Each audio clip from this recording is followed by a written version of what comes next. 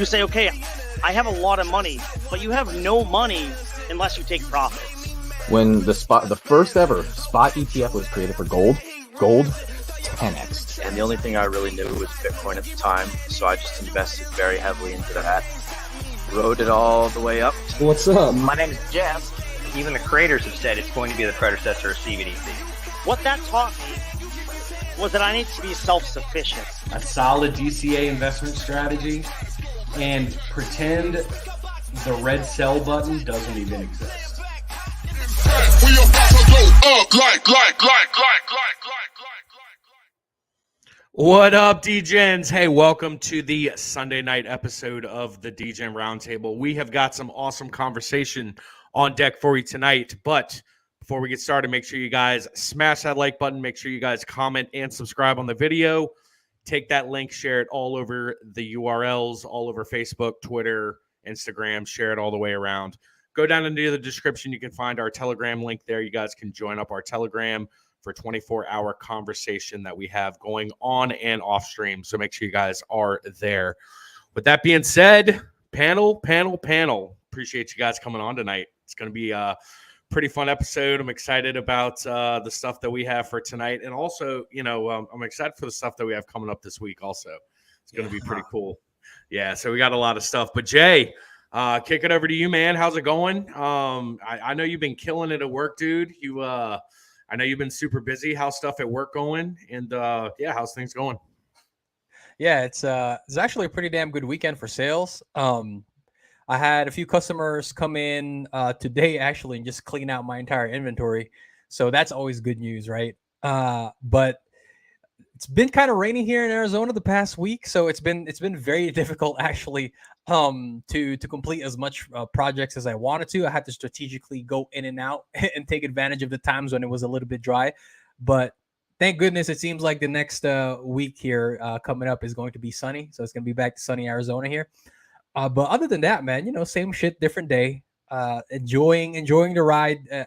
We were talking about this earlier, right? That it seems like no matter which way the price goes for Bitcoin, because we have spent so much time over the last year, well, basically 2 years now, accumulating the coins that we want this past bear market and getting into such good positions and such good projects that any dip that we see is going to be another potential buying opportunity for us if we're holding capital still on the side. And if it decides to shoot for the moon, right, heading into the halvening at the Q1 of next year, then either way is pretty good for us, right? Because we're such in good positions that it really doesn't matter which direction the market goes at the moment. Down, we buy more. Up, then we just sit back and enjoy the ride, right? So that's how it's been going, man. And it seems like the rest of us here and the rest of our community is pretty much in the same spot. So, but Will, how you doing, brother? Looks like you're in a different environment today. Can you tell us Will, you're not in a shipping container right now. You're not in your truck. You're not in the truck. You're not in an Airbnb in St. Louis right now, bro. Where are you at? So I am actually at my wonderful mother's house right now. I'm down in Texas visiting my mom. She lives pretty close to where I'm visiting over in Dallas for a short while. And so I thought I'd swing by and say hi. And this is her work office. This is where she streams some of her talks and some of her speeches. So for those of you who could see in the background, this is not a wild SJ. This is actually my mother, a #1 Amazon bestselling author. She sells this fantastic book, How to Avoid Trouble with the IRS. And so if you guys are small business owners, or if you're in any sort of world type scenario where you want to learn about how to avoid trouble with the IRS, then I would highly suggest that you guys give this book a listen to on Audible and also read it. It's fantastic. I've done both myself, and I got to say, it's some good stuff. I do believe that we're going to be covering it in the book club at some point, and we're also going to be interviewing my mother on the channel at some point. She's sitting right here with me in studio right now. She can't say hi. She's a little bit shy today, but that's perfectly fine. So things are going great. I'm visiting family down here in Texas, and we're podcasting. The prices are going up. What can I say? Life is good. What's up with you, Brendan? I actually haven't been able to be on the stream recently, so I am absolutely stoked to be on tonight. I've been traveling a lot. I've had random weddings. I've had work engagements, and I've been able to talk at some conferences. I've been able to push out some content into the chat, but I just really haven't been able to join the stream. And so I'm really, really excited to be there tonight. And, I saw my brothers a couple of weeks ago, some of them in Miami for the conference, but I'm really happy to be here, be able to talk with all of you on stream. And like Jay said, I'm excited. You guys just felt a little taste of what green candles can do for your mindset.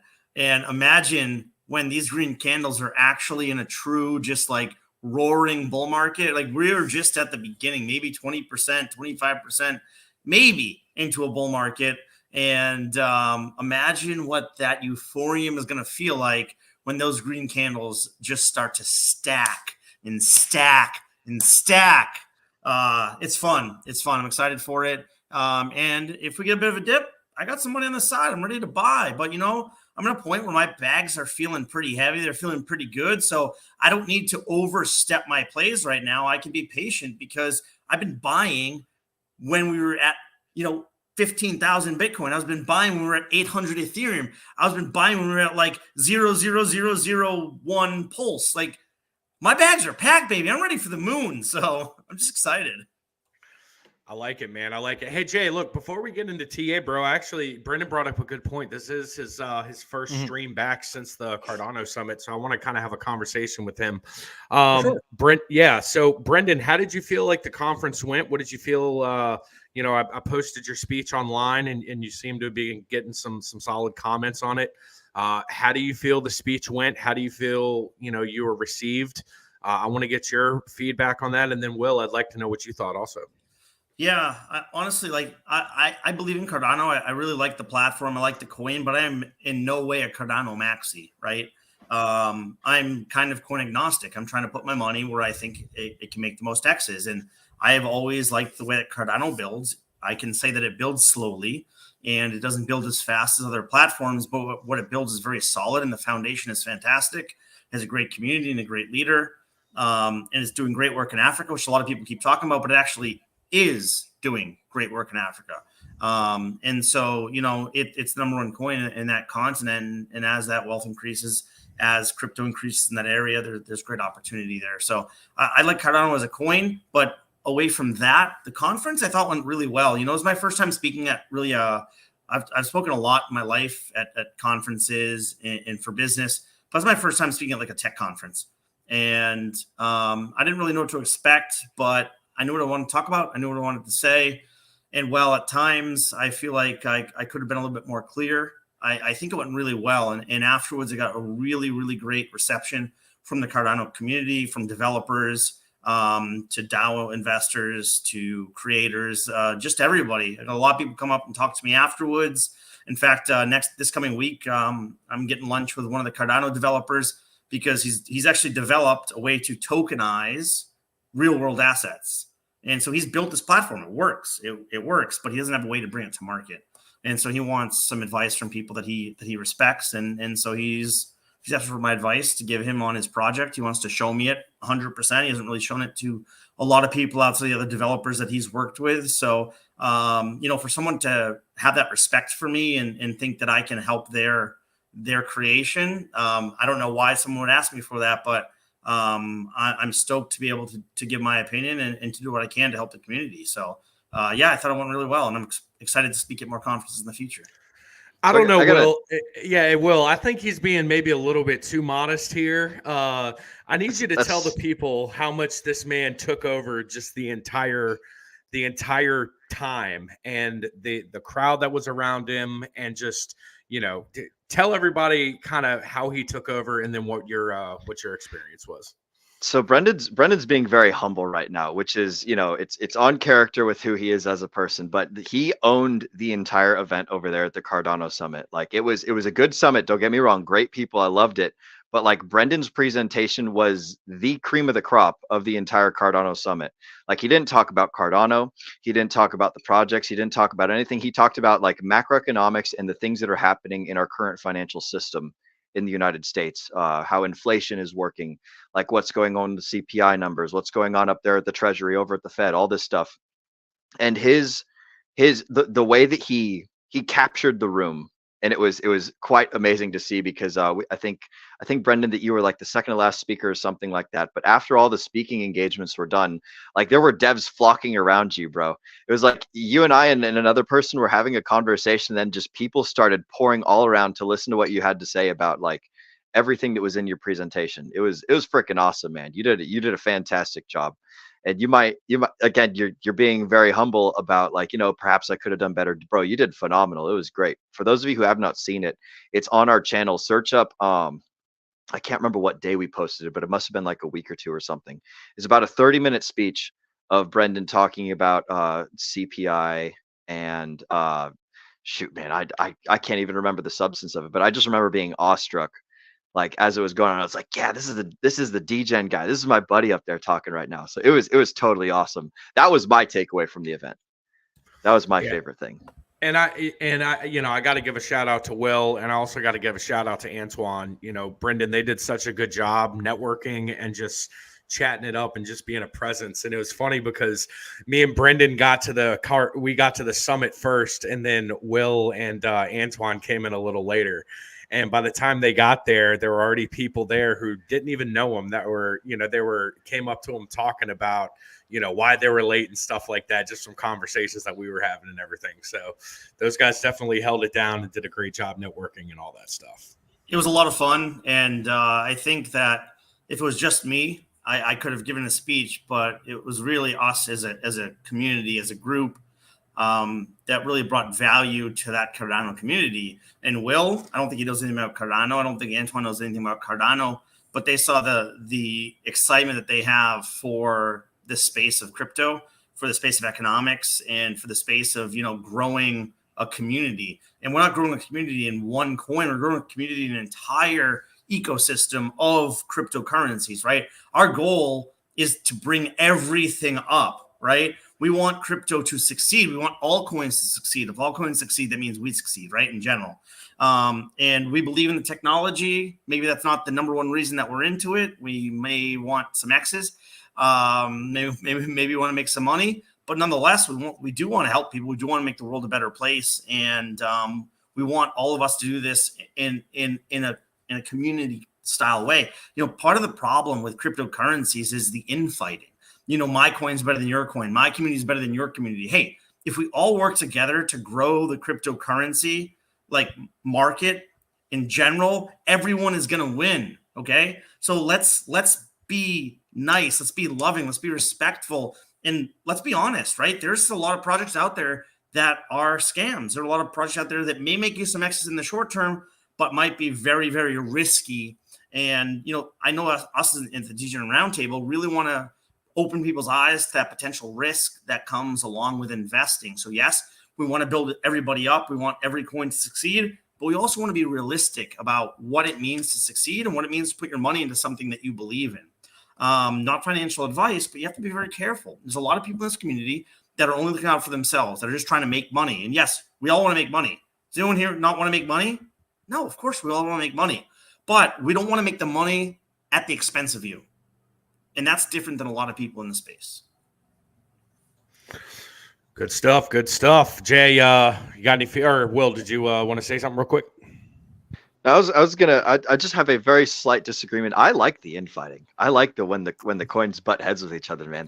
That's what I think keeps us strong and keeps us like a well-honed machine, right? If there is no competition, if there is no infighting, if there is no constant checking and testing of who's the best coin, what's the best ecosystem, what's the strongest community, who's got the most diamond hands, whatever the heck, right? Without all that friendly, so I suppose friendly competition would be a better way to put it, kind of to be in line with what you're saying. So I agree, and with this slight little caveat that I think that you would also agree with. So that was all I had on that. No, I think that's actually a really good point, and a really well magnified point of what I'm trying to say is competition is great, and sales competition is great, and the world competition is great. Free market, baby. We want competition. We want healthy competition, but we don't want people spewing falsehoods just to grade another coin or degrade another community to build themselves up, right? There's a line that's drawn that I don't think is okay. And in many places in the crypto sphere, there's a lot of that. But yeah, let's fight. Let's work to see who really is the best. Is it Cardano? Is it Ethereum? Is it Bitcoin? Is it Richard Hart ecosystem? You know, who's going to be the best? And honestly, I'm excited for this next bull run because we're going to see who's built some programs that are ready to take off. Rocket ship, baby. I like it. All right, Jay, I'm going to turn it over to you, buddy. Do you have any comments on what we just talked about? Go ahead and say them. And then if you want to roll into TA, go ahead. Yeah, for sure. No, absolutely fantastic job during the conference, Brendan.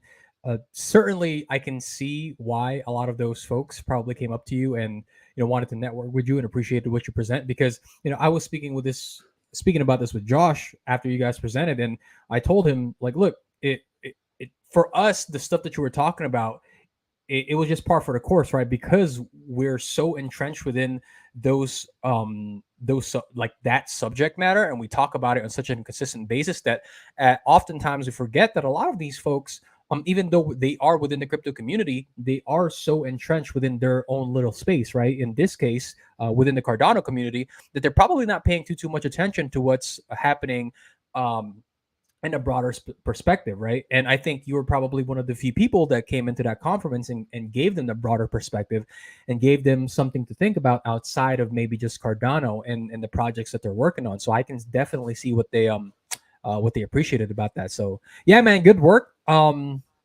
I will ask, did you guys give anybody whiplash? Be like, wow, these guys are named Degenerate Roundtable, but they came in here and gave us a sound, logical presentation about what we should be looking out for in the macroeconomic environment. It's interesting. Like there are people there that are 24-year-old millionaires that invested in Cardano when they were 20, right? So we had every spectrum of people that teach at the university there about blockchain technology. We had developers, again, that are millionaires that are building great programs. It was very unique. And I think that when we first started talking, they were like, yeah, who are these guys? Turns out a couple of people actually knew who we were after we were done giving the presentation. They came up and like, oh, yeah, we've heard of the DGen Roundtable before. Like, we don't know a lot. We haven't listened to you guys a lot, but we've heard, about this, new community within the crypto space. And we've seen a couple of your things. So I think that at first, yeah, it seemed like everyone was a little bit like closed in and kind of just like, who are these guys and what do they have to bring to the table? But after they gave us a few minutes and after we started asking questions and after we started to, break them down a little bit and bring them into the conversation, because look, you can talk as much as you want to a community, but unless you get them involved into the conversation, then you might not be able to allow them to understand and hear the information that you're actually telling them.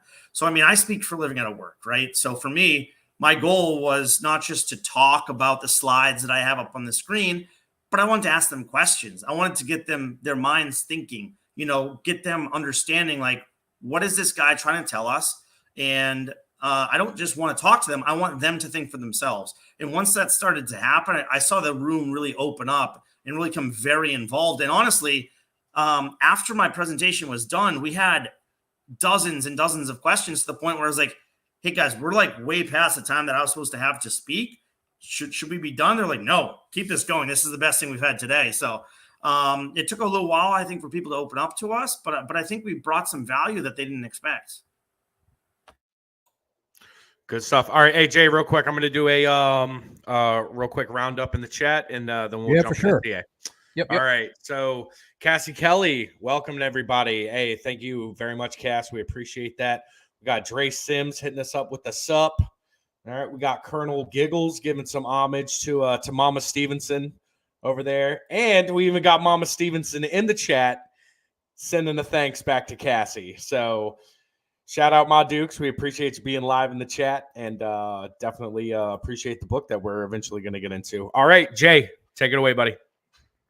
Ooh, beforehand, we do have another question directed to Brendan here, so I don't want to gloss over it. Giggles is asking, what was the most shocking and or exciting part during your present at the Cardano conference? I mean, for me, the most shocking part, people wanted to ask me questions. I mean, I got questions from the Cardano, the guy that works for Cardano. His wife was asking me questions over and over during the presentation. I was very shocked about that. And then when I joked about his seed phrases being on his laptop because we're on his laptop and on his on the main part of his screen. You don't see this on the recording, but people are like, it says like seed phrases in literally like a folder on his computer, and I'm like, oh, don't worry, those are just his wife's seed phrases. He doesn't care about those. By the way, she walked out of the room shortly after that. But seriously though, Brendan was so shocked, and I was very, very humbled by the reception that I received. And he's extremely modest, and because I remember talking to him afterwards, and he was just shell shocked at how many people were seeking his opinion on stuff. And I'm trying to tell him, man. I'm trying to tell all you guys, look. You guys are special. You guys have put in the work and the effort, and people are going to definitely want to have to, they're going to seek out your opinion and know what you have to think about certain things. So, but yeah, Brendan was definitely shocked about that. I know that. All right, Jay, let's get it rolling. All righty, let me go ahead and share my screen with you guys here. Let me know if this is popping up for you. Give me 1 second. While Will plugs the book there from Mama Stevenson. Yep, just to remind you guys, it's How to Avoid Trouble with the IRS by Christine Stevenson. You can find it on All right, Amazon. fellas, give me a green light if you guys see the screen here. All right, you're good to go, man. Got it up. All right, fantastic. Okay, so we are currently on day 69 of the 60-day cycle. Now, I've been throwing around some ideas with a few folks, and we actually have a candidate here for a potential cycle low. And if that's the case, that would have been a 64-day cycle, right? And we are potentially in a new cycle already. However, there are a few things that I want you guys to consider when taking a look at the cycle analysis here. So we'll go over the bullish scenarios first, right? So here's the thing. If we have a cycle low here on day 64, that would mean that we have a cycle high on day 1 of a new cycle, right? Which is obviously very unlikely. We have never had a day 1 cycle high, and I don't think that's well, I'm not going to say never, but it's very high, it's very unlikely that it's ever going to happen, right? However, the way that we're going to find out if we are indeed in a new 60 cycle is if price keeps pushing up to the upside here and we knock out our most recent cycle high, which is here on the on the 9th of November at $37,978 for Bitcoin, right?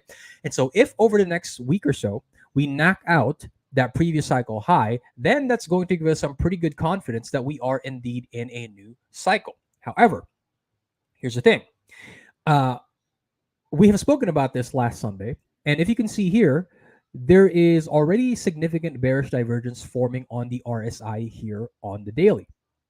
What that means is that we are losing a lot of momentum when it comes to creating price action to the upside, right?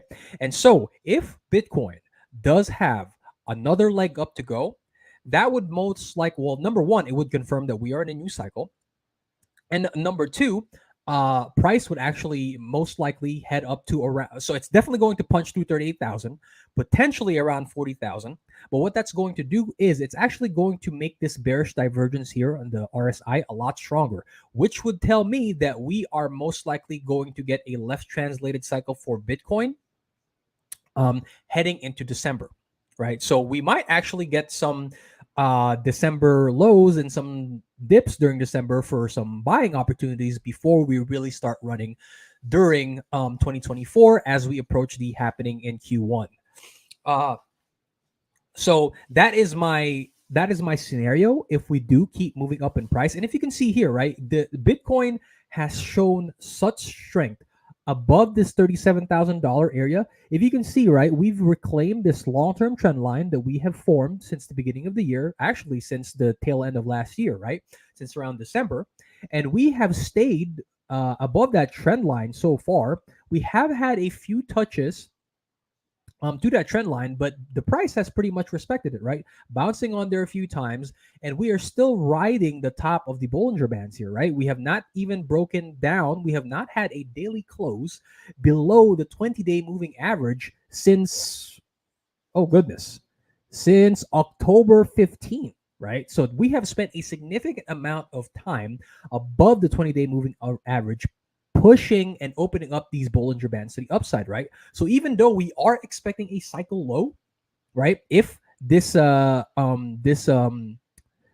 low on the 14th is not our cycle low, Bitcoin is showing some significant strength. It really does not want to close below that 20-day moving average, right? However, if you can see here, it is we do have this horizontal line here. That's our horizontal resistance line, which is at our cycle high. And then you can also notice that here on the daily, but also on the weekly, we have spent a considerable amount of time pushing and opening up the top of the Bollinger Bands, right? And if you can see here, the top of the Bollinger Bands are also serving as resistance. And if you switch over to let me switch over to the monthly real quick, just to give you guys a visual.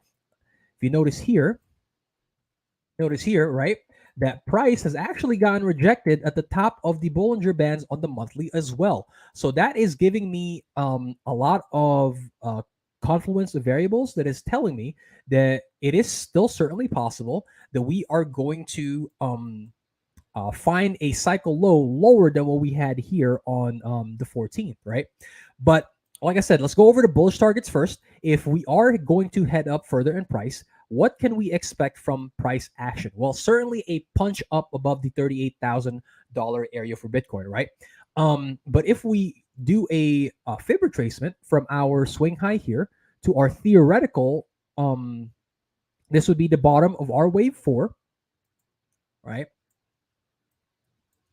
That common retracement during a wave 5 is this 1.618 area for Bitcoin, just around $40,000. Now, when I was doing some analysis earlier, there was a few other things that I found that make it likely that if we do have that final leg up, that 40,000 is a very likely price target. Because if we take our price tool here, take it from the bottom of our wave, the start of our wave 1 to the top, that's about a 14% increase, right? And what do we know about the wave 5? Well, we know that the wave 5 at the minimum probably is going to match the percent gain of wave 1, right? It's going to fall somewhere in between wave 1 and wave 3. And if we take from the bottom of our wave 4 here and pull it up to the top of that 1.618 area, we can see that we are around the 14% mark as well. So 40,000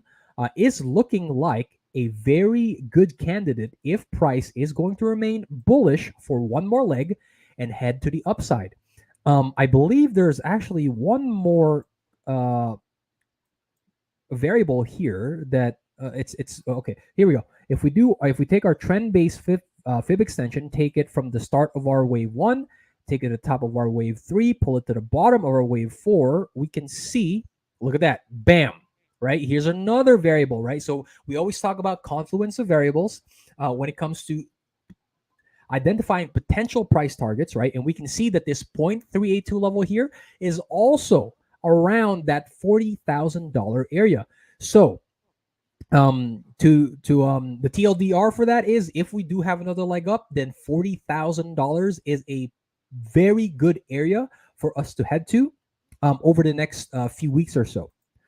Now, let's go over the bearish scenario, right? And I think the bearish scenario at the moment is a little bit more likely just because, well, here's the thing, right? For all of the reasons that I gave earlier, right? We're coming up against the top of the Bollinger Bands. That's serving as resistance across your larger time frames, the weekly, the daily, and the monthly, right? If you can see, we're forming this wedge pattern here, and the price is starting to get pinched in this wedge pattern here. And what do we know? If price starts to get in between a rock and a hard place, then you can expect some crazy volatility to follow afterwards, right? Further, like I mentioned earlier, we are also we have that heavy bearish divergence on the RSI on the daily, which is telling me that combined with the fact that we are at the very end of the cycle with all the resistance that price is hitting, that we are there is a very high likely possibility that price is going to head to the downside, and we're actually going to knock out this current cycle low and get a new cycle low within the next 2 weeks or so. What are those targets? Well, if we take a fib retracement from the bottom of our wave 2 to the top of our wave 3, right? The minimum price target that I expect for Bitcoin to head down to is this 0.382 level here at 33,615. I actually expect Bitcoin to fall in between anywhere between this 33,600 to this level here at, let me get an exact value for you, 31,800 plus some change, right? And the reason for that is because it is between this 0.382 fib retracement and also our cycle high here over at July, right? And what do we know? We know that once this price has been broken and price has shot up above it, if Bitcoin is going to head downwards, we know that cycle highs tend to serve as fairly strong support areas, just like they would be very strong resistance areas if price was trying to break through it. Okay, so this purple band of price here between 33,006 and 31,800 is where I expect price to head down if we do get that bearish move to the downside. At the lowest, I don't expect Bitcoin, if we take that fib retracement again, I do not expect Bitcoin to go any lower than our 0.618 area here, which is at 29,900. At this point, guys, with how strong Bitcoin is staying to the upside, I really don't think that Bitcoin goes below $30,000 for the foreseeable future. But hey, anything can happen. I just don't think that it's very likely just because of how bullish the price action has been. And also, you have to consider the fact that I mentioned this last week. Let me stop sharing my screen here. Like I mentioned next week to all of you, when you consider the amount of Bitcoin that is in long-term addresses that have not moved within the last 6 months to a year, that makes up a considerable amount of supply. So what do we know? Because those coins are not moving, it means that the people who are in this game for the long haul, who are holding a ton of the supply, are not parting with their coins. So it makes for a very strong argument that we're really not going to see anything below 30,000 Bitcoin unless really shit hits the fan again, because the people who are in it for the long haul, the hodlers, they're not moving. All right. Brendan, did you have something to add to that, brother? Yeah, I did. The last thing you talk about is hodlers. We're not talking about, small people like you and me that maybe have, a fraction of a Bitcoin or a Bitcoin or 2 Bitcoins or how many Bitcoins you have. I have whatever.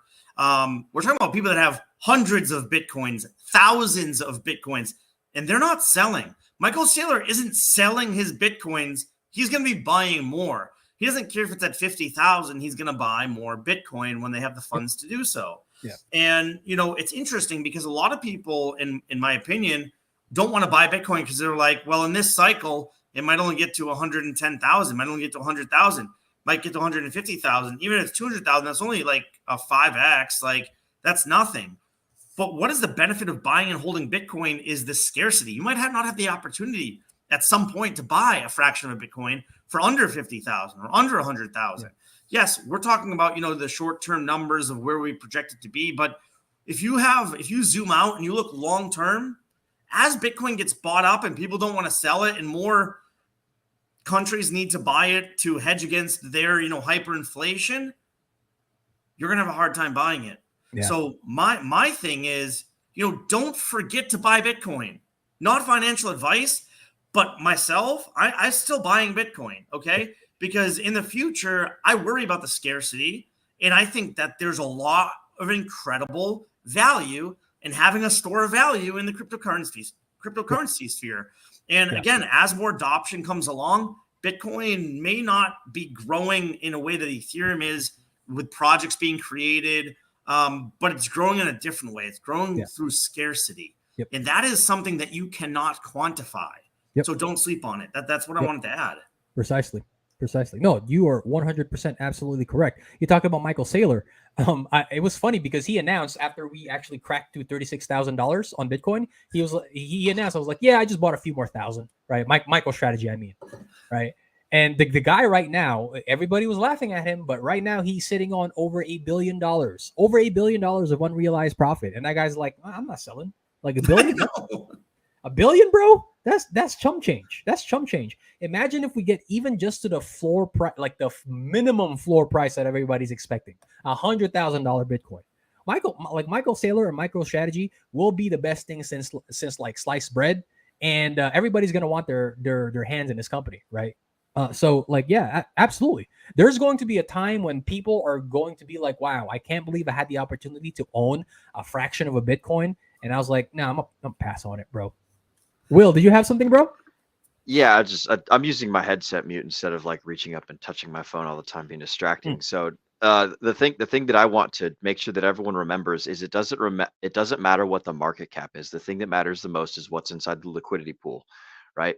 So I was looking at the Bitcoin market cap earlier, and I think that, man, I forgot the numbers, but I think that I want to say that Bitcoin was at like 700 million market cap, but the liquidity pool was something around like 6 to 8 million, right? Or that number sounds totally like way wrong and off right now. So forget whatever the numbers are, right? It doesn't matter what the market billion, brother. The market cap is billion. Okay, that's billion. That's where I was going wrong. Was the B's instead of the M's? Okay, I was like, there's no way there's only $1 million of liquidity in Bitcoin. Okay, so flip flop those numbers, right? 750 billion of like market cap, right? So that's, you multiply the price that's on the order books for the liquidity pools everywhere, and then you multiply that by like how many of the coins are in circulation, right? So the market cap is like a fun, fancy theoretical number, right? That we can then apply it to our particular holdings. The thing that everyone needs to pay attention to is the liquidity pools.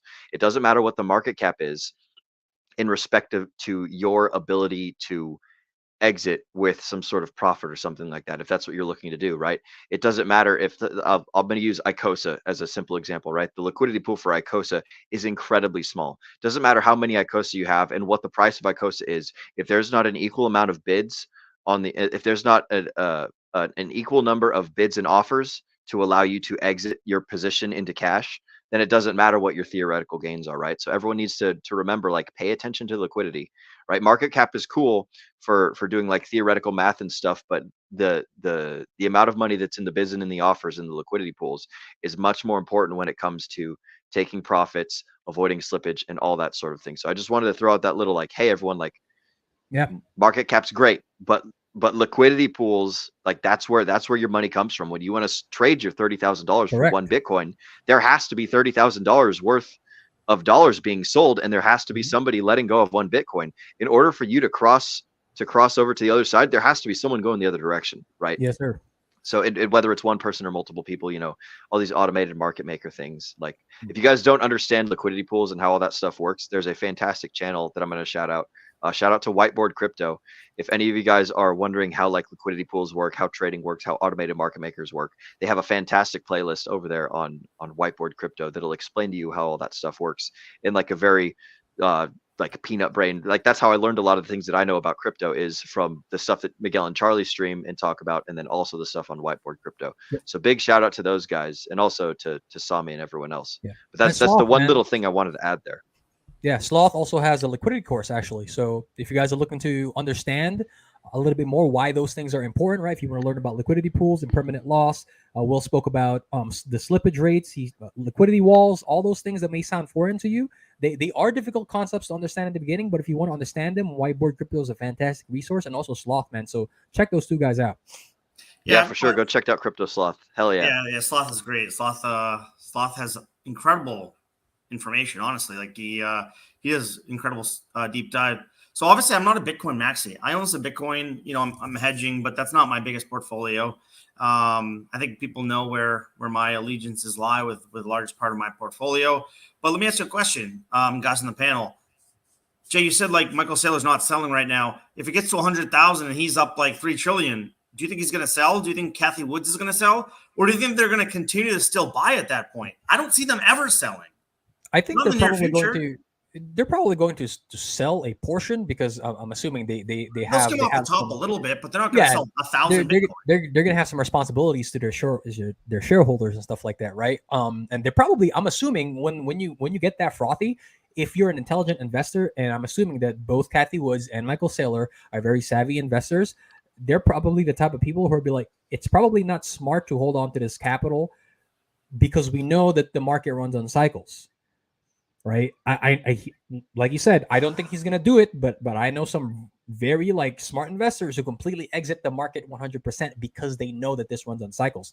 Now the argument is, why would you want to let go of the asset that you know is going to be here forever, and it's not just going to stop at probably 100,000, that it's probably going to go up to, like a lot of people are speculating, to $1 million per Bitcoin? Why would you ever let go of that asset class? You let go of it. I think they're gonna let go of it, let go of a portion of it, and that's going to be a temporary thing. It's not going to be a permanent thing, right? I think Michael Saylor is. It would not be an unreasonable thing to say that he's the permable, like he's the face of Bitcoin. So him selling 100% of his bags I don't think that's ever going to happen. But a portion, yes, because he's a smart investor. He's not going to ride the bull market all the way down and have to go to his like meeting with his shareholders and say, guys, yeah, we could have profited like $1 trillion, but I don't want to sell, man. But Jay, well, hold on, Jay. But conversely, he didn't sell at all at the top of the last bull market. He was buying all the way down. But you know what? I think he was a bit late to the party, bro. I think we all were. I think he was a bit late to the party. I think he got overzealous. I think he bought the super cycle the narrative. Just tell people leverage your house, leverage your business like at the top, you know. Yes. Like it granted, he's a science guy, he's a computer guy, he's an engineer, he's not a market analyst, he's not anything in that particular realm. So he's working with what he knows.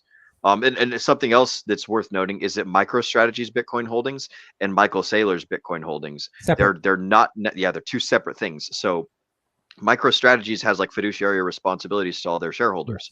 Michael Saylor has no responsibilities to anyone except for Michael Saylor, you know, maybe his family and whoever the hell, but like at the end of the day, he's the one that gets to make that call. MicroStrategies is probably going to have to do something somewhere, somehow.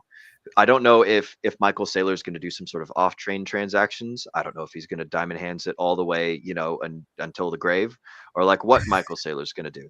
But I will tell you that I have a plan if he holds, and I have a plan if he doesn't hold.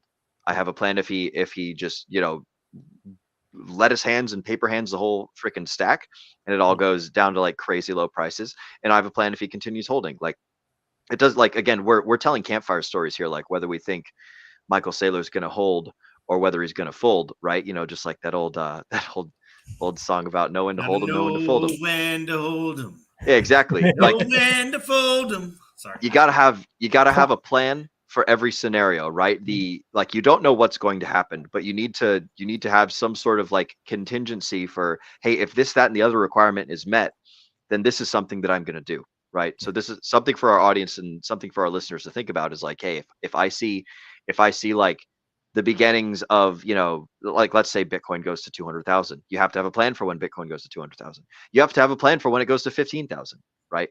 You need to think about these sort of things and run yourself through the mental models, get that muscle memory built up to where you're like, okay, if this, then that, if this, then that, and turn yourself into a sort of like a machine that's ready to act on these inputs whenever you see them like crossing your dashboard or something like that.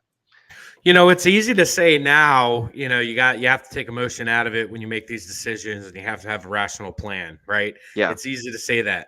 Michael Saylor got caught flat-footed. The entire crypto world got caught flat-footed in the last bull cycle with this super cycle theory. Case in point is because on the Bitcoin weekly chart, it was screaming bearish divergence. There you go. Screaming at the top of its lungs that this is bearish divergence. This thing is losing momentum.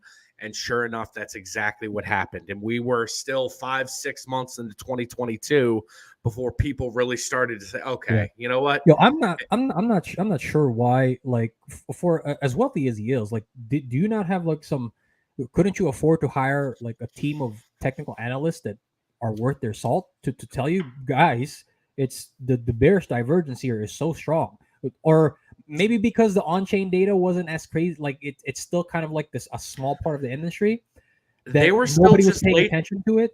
They were just late to the party. Like, you know, MicroStrategies didn't really start investing into Bitcoin until this past cycle. Yes, you know what I'm saying? So it was still their first cycle. And sure, you can take people like that, but you know, if you know you're paid by a company and you know it's still new to you as well, you know what I'm saying? It's easy to fall into that trap. It's easy when everybody's frothing at the mouth to just think that it's going to run forever. And it's, you know, think about it. When Bitcoin hit $65,000, $70,000, it was super easy to say, okay, yeah, it's going to take is a flick of the wrist, and it's going to be at 100K. I think that's probably where a lot of people had their sell orders at, was 100K, and they just got front ran. You know what I'm saying? They got front ran, the momentum ran out, and then at the end of the day, you know, it ended up a year later down to 15, you know, 15.9, 15.7, wherever it ended up at. But, you know, if there's one thing, everybody that's listening right now live, everybody that's going to be listening on the replay, if you need to write down on a piece of paper every single day, I will not sell until this happens, or I will sell for sure when this happens.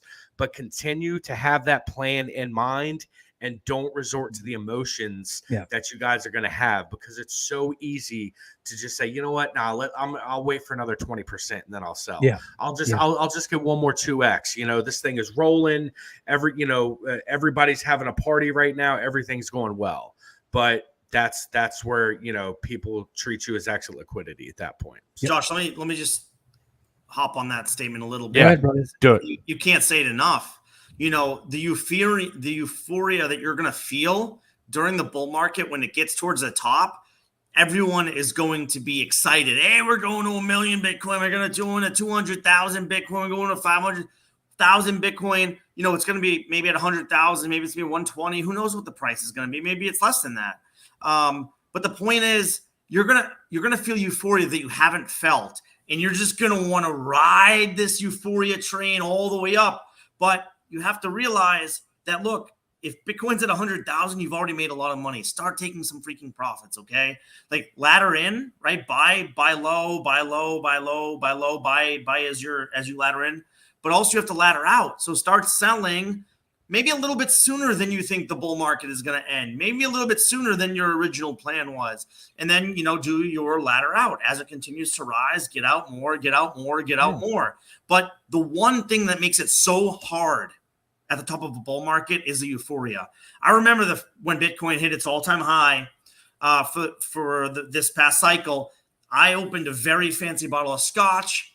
I had a really nice cigar. I was overlooking, you know, the water on the balcony of my apartment in Miami, and I just felt like $1 million. I felt like, man, I've made it. I've made it. You know what I mean? Because that euphoria is so real. It's so visceral. But if you don't take profits, you're going to lose out. So don't get caught up. You know, you have to, like Josh was saying, make sure that your plan is real and that you listen to yourself, because it's so easy to just be like, and then you see that dip and you're like, oh, this is the dip right before it goes up even higher, right? But what happens if that dip keeps going down? You haven't taken any profits. Seriously, euphoria is real. And just talking about, you know, your future and getting excited, hey, I'm going to be a millionaire off crypto, that actually releases endorphins. Just talking about something releases endorphins in the same way as actually accomplishing something. Think about that. Just talking about potentially accomplishing something releases endorphins the exact same way as actually accomplishing something. So you have to be really careful about what you say and your excitement, because that's going to make you maybe make decisions that you wouldn't really expect to make when you were in the bear market. I got a plan. No, you have to have a fucking plan, pardon my French, and you have to be ready for it. And I'm just telling you that it's going to feel very different when the bull market's at the height. And it's going to be much harder than it is now to say, yeah, I'm going to take profits at 100,000. It's going to be a lot harder. Okay. So be ready for that. Will, you had something, brother? Yeah. So I wanted to, so my mother gave a quick shout out to The name of the book is Simple Wealth, Inevitable Wealth by Nick Murray. And she was basically just saying that everything that you guys are talking about is the same stuff that she's been hearing for the last 25 years in her dealings in the financial world. And so she just wanted to say, excellent work right there, and give another little book recommendation. So Casey, if you're watching this on the replay, make sure you write that down. Simple Wealth, Inevitable Wealth by Nick Murray. It makes a lot of sense, right? A lot of the things that have worked over time tend to keep working into perpetuity. Yeah, so, yeah. I mean, that's a very simple. What do we say all the time, right? Do time-based DCAs, right, and then ladder out the same way that you DCA down on the way up, right? So that kind of strategy is simple, and a lot of people have this aversion. They have like this visceral aversion to things that are too simple because they think it's too simple. It can't be that easy. What do you mean? I just buy low and sell high. It can't be that easy. Well, it really is, right? Yes, there are a lot more details in between buying and selling, but it really is that simple a lot of the times. And if you're worried, like Brendan was saying, go ahead, Will. I was just going to say it's easy in concept, but in practice, that's the difficult part. And that's why, like what Brandon's saying, like what Josh is saying, like what you're saying, you just have to practice this over and over and over again. You have to go through the steps. It's like, I don't know if anyone here or anyone listening in the audience for that matter is like used to weapons handling. Like if you carry concealed and you never practice unholstering and presenting your weapon, right? Then when the time comes and you're getting robbed, you're going to fumble the shit out of your gun and you're going to shoot yourself and something bad's going to happen. You have to practice. It's, oh shit, who's that dude? Bruce Lee. He said, I don't fear the man who has practiced 10,000 kicks one time, but the man who has practiced one kick 10,000 times. Yes, sir. Right? You do this muscle memory. You build these practices over and over again. Go ahead, Jay. That's all I had. No, I was going to say shout out to my uncle Bruce Lee. Yeah. Your uncle. Hey, stay away from that heartache medicine or that headache medicine. For sure. It's you couldn't have said it any better, right? And like you said, you have to practice. Like you did the analogy, right? Of like if you're carrying concealed, like how to actually use it. The same is true for the mistakes also, right? You have to make the mistakes. Right, you have the mistake of, okay, I tried to catch the bottom, tried to catch a falling knife, and I missed the lows. And then I know that we've shared stories before of people like, ooh, it gets too frothy. I thought it was going to get to $100,000, and I forgot to take profits, and I forgot to sell, or I didn't get to sell. Right, you have to make the mistakes too, right? So you have to do both. Right, you have to make the mistakes, you have to crash and burn a few times, and you also have to practice the skill. And the marriage of those two things is actually what's going to make you a really good investor, and obviously endurance within the market, right? Because if you give up because you didn't get to sell, or you give up because you didn't get to buy low, you're not gonna be able to make any money, unfortunately, right? But those are all good practices, right? And leave a moon bag. If you're so damn scared of missing the top, just leave a moon bag, man. Leave 10%, 15%, whatever, so that you're not waving from 50,000 while everybody else is at $100,000 Bitcoin and you didn't get to take profits, right? Just leave a moon bag. So. And the best part is that you don't have to go through this bull run alone. Make sure you guys join the community, hop into the Telegram. Let's go ahead and smash that like button while we're at it also. Like the video, and let's share the URL across all of our social medias. Will, what were you going to say? I was going to say for you guys who want an easily rememberable way to join the Telegram, if you want to tell your friends to join the Telegram, I've created a bit.ly, a bit.ly URL for it. So if you just go up into your URL bar, where you like to type in www.google.com, whatever. If you go up in there and you type in bit.ly/degenerate_roundtable, if you type that in there, it'll take you automatically to the Telegram. It'll put you right in the Telegram chat, and you guys can join our community from there. So remember, bit.ly/degenerate_roundtable. And that's how you can get your friends to join. Or you can just click the description down below. It's got our t.me right down there. Same thing. But if you want just an easily rememberable thing, if you're talking to someone or someone somewhere is saying, hey, how do I get into the DGen Roundtable Telegram? Super easy. bit.ly/degenerate_roundtable. Super easy to remember. That's what I had on that, Josh. Boom. Get your friends in. Get your family in. Get your moms in. Get everybody in. Get them all into the Telegram channel. All right, let's go ahead and transition to the first story. Brendan, I'm going to turn it over to you. CPI came out on Tuesday. Can you go ahead and, I guess, rehash a little bit of what came out there, and then let's go ahead and go into how the healthcare index is going to be changing. Go ahead, bud.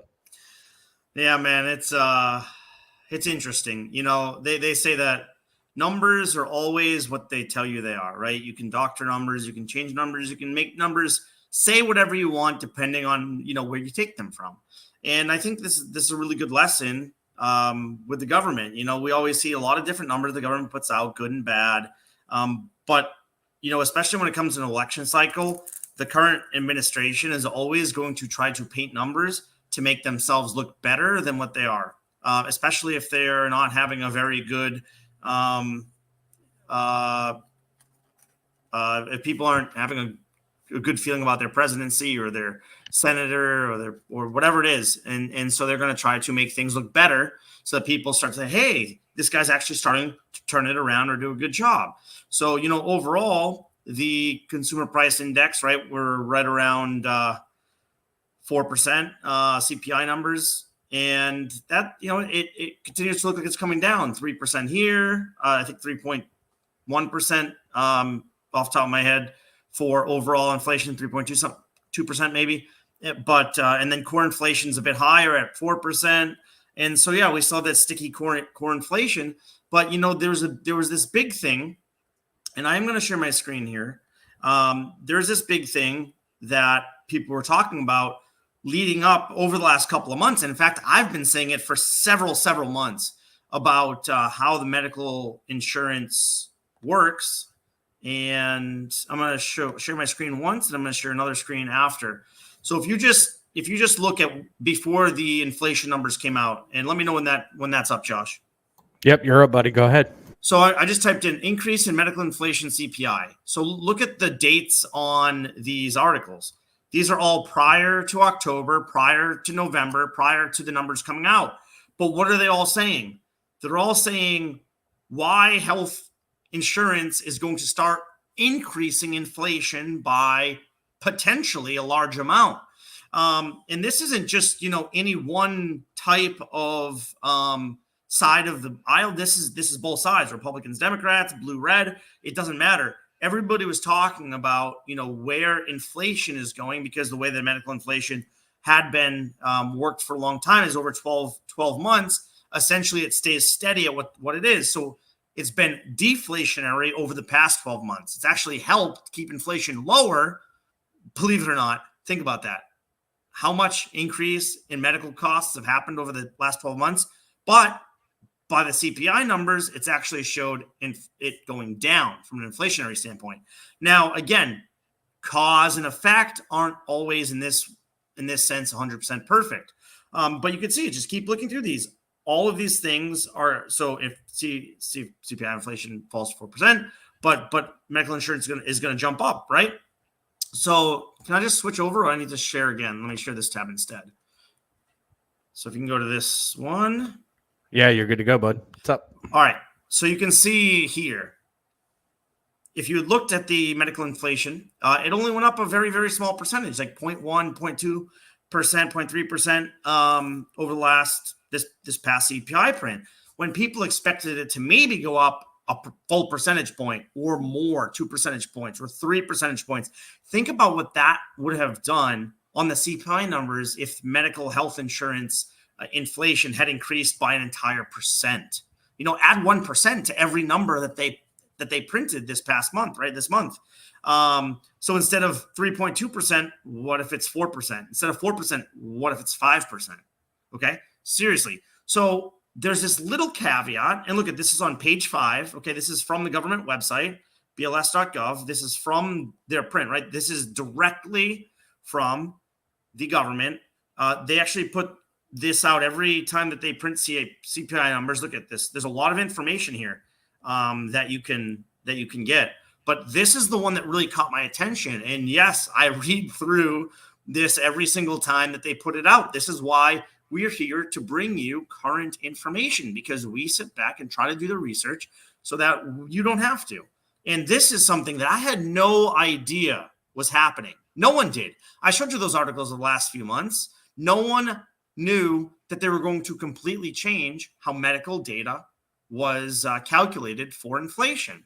So everyone's saying, yeah, wow, our inflation is going to shoot back up in November because it's the medical numbers are going to change because this is the year. This is on the year date, right? Every 12 months it changes. And if it's deflationary before, it almost always goes far in the other direction to inflationary. And so it's very deflationary, in quotations, to supposedly now going to be very inflationary. But what would that have done to the current narrative, right? What would that have done to the markets moving into an election cycle?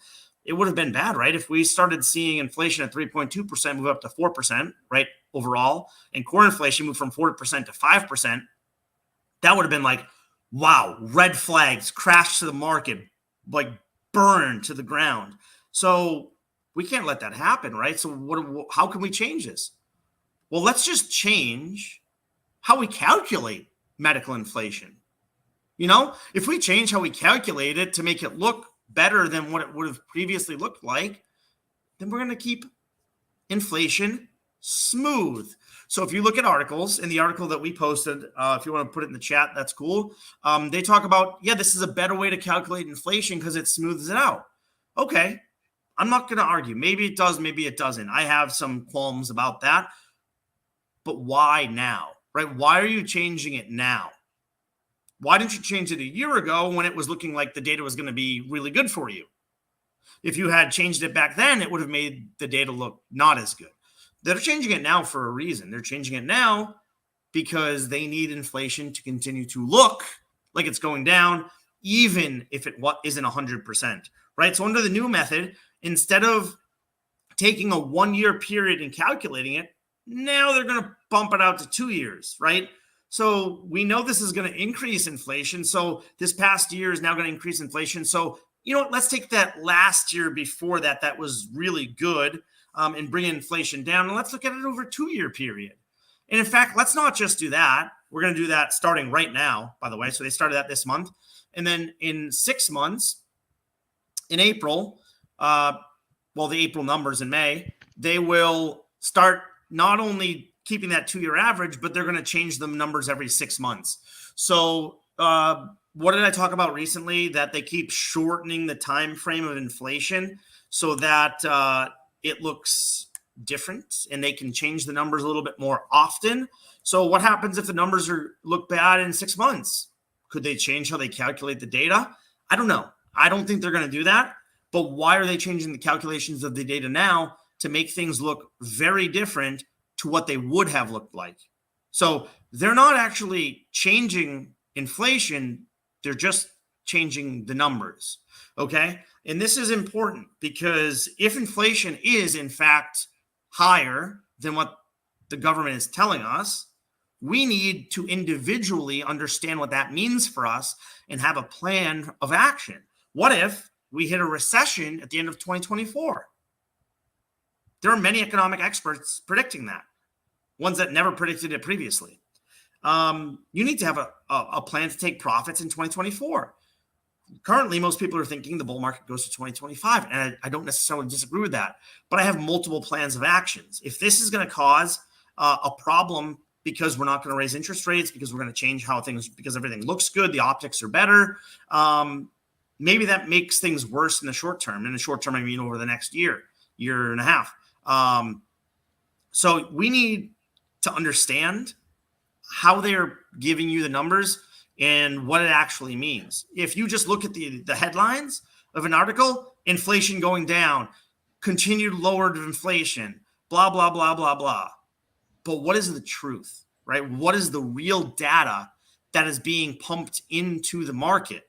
And this is what we want. We want to understand the true data, because maybe in the short term, them cooking their numbers is going to help the markets. But what if it actually hurts the economy at the end of 2024? So short term, it might help. Maybe it helps through the election cycle, but post-election cycle, what happens? So these are the things that we need to talk about. And I know that I just went super, super long on that article and on that. But honestly, I think it's really important to understand how these things happen. And no one, absolutely no one, is telling you that. I just, when you think about it, I mean, when was the last time, if you take a look at your pay stubs, that your healthcare premiums didn't increase even just a little bit every single year? I can tell you mine, whether it's, $2 extra a month, whether it's $5 extra a month, typically every single year after open enrollment and when January rolls around, I get emails, I get notifications that my health insurance is going up. Yet the way that the numbers were being tracked prior to this change, it didn't capture those increases as well as it did. And I completely agree with you. I'm wondering why now? Why are they changing this now? Because, when you think about 2020, when you think of when nobody wanted to go to the hospital simply because nobody wanted to go to a hospital because it was the middle of the COVID-19 pandemic and people were pushing off elective surgeries, right? Healthcare companies made a fortune, did they not? They kept raking in all this money and nobody was going to the hospital because nobody could get any elective healthcare taken care of. So healthcare companies made a fortune. And then, in the subsequent years, people have started to go in and they started to get those elective procedures. And, healthcare has sort of started to, they haven't made as many profits. So, I don't understand, if the healthcare premiums rose 7% already from last year to this year, why they're changing that information around and why it wasn't captured to begin with. That was what I got out of the article. I think that you guys are putting too much stock into a corrupt system that essentially has ruined medical health care in America. So my mom, her father was a doctor. Like, he's been a doctor his whole life. He's in his 90s now. 92 years old right now. He's been a doctor since the 1950s something, or 1960s.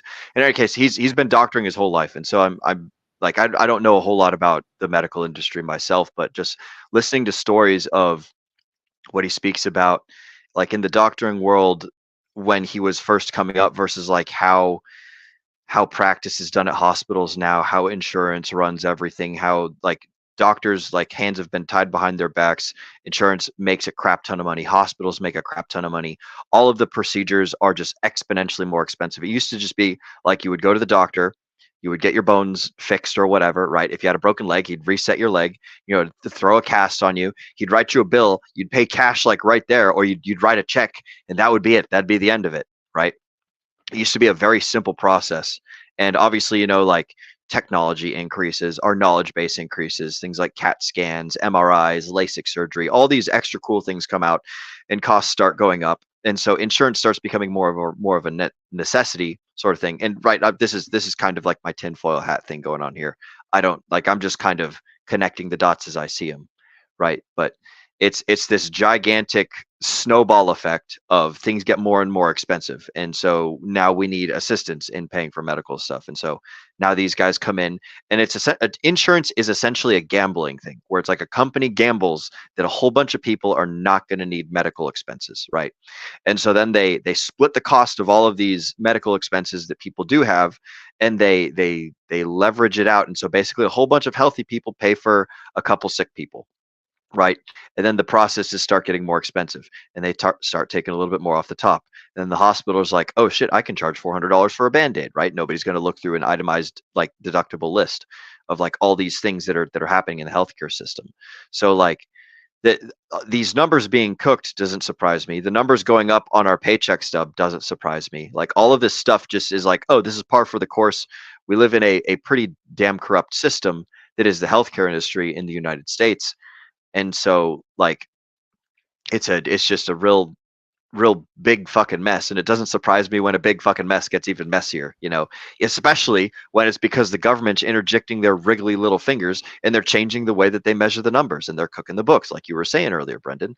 Like, it's just a big whole fucking mess, right? Stay healthy, guys. The food pyramid's a lie.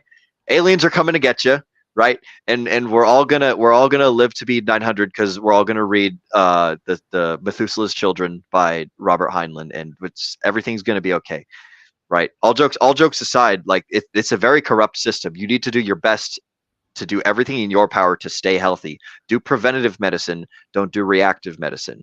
You know, eat healthy, exercise, learn nutrition, learn fitness, take in some like, you know, moderate diet, like just applying a little bit of like 10% effort at a lot of these things will increase it a lot. Like just regular old like everyday life stuff can increase your lifespan by decades or something like that. So just this insurance world is a big crock of shit, and you need to do everything that you can to stay out of it. You know, like people are always scared to ride in hospital or scared to ride in ambulances because like, oh, there's another $5,000 added to my hospital bill for no fucking reason or something. I'm being a little bit bombastic with the number, but like the sentiment exists. Yeah, no, for sure. Right? You know, it's funny.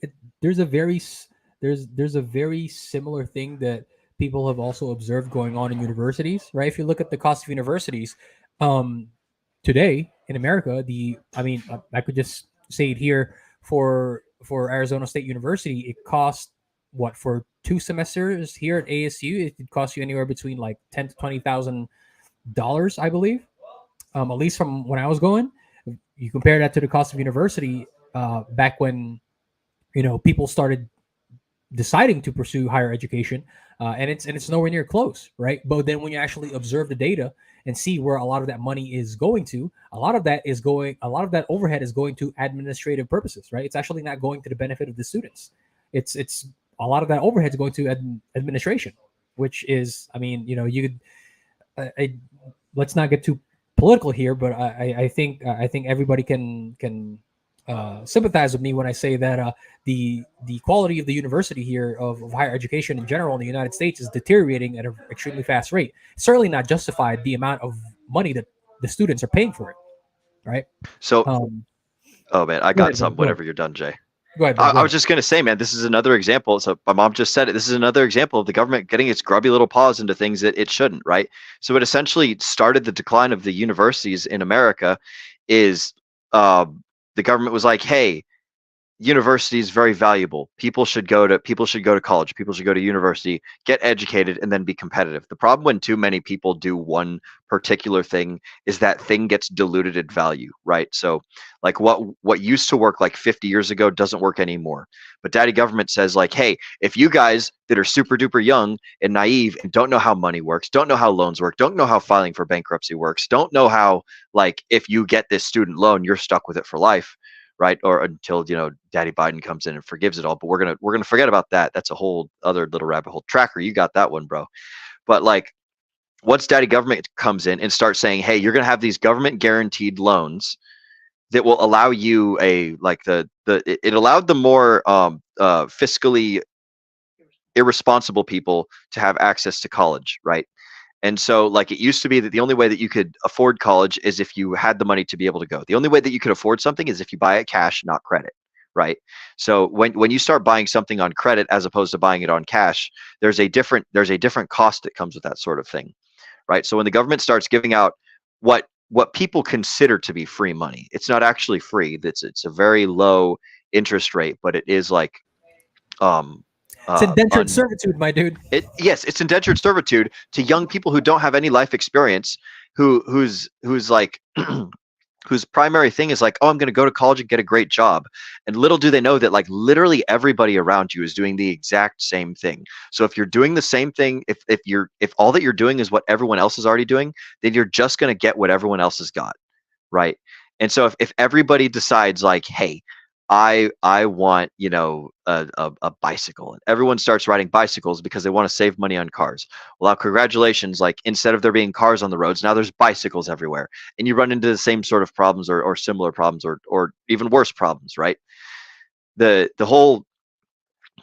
started off with the government, right? And the government generally makes things worse by getting its grubby little fingers involved and then loaning money out to people who couldn't afford it, which, you know, is neither here nor there. Like there's a whole debate that can be had on that, like whether somebody should get money if they deserve it or not, right?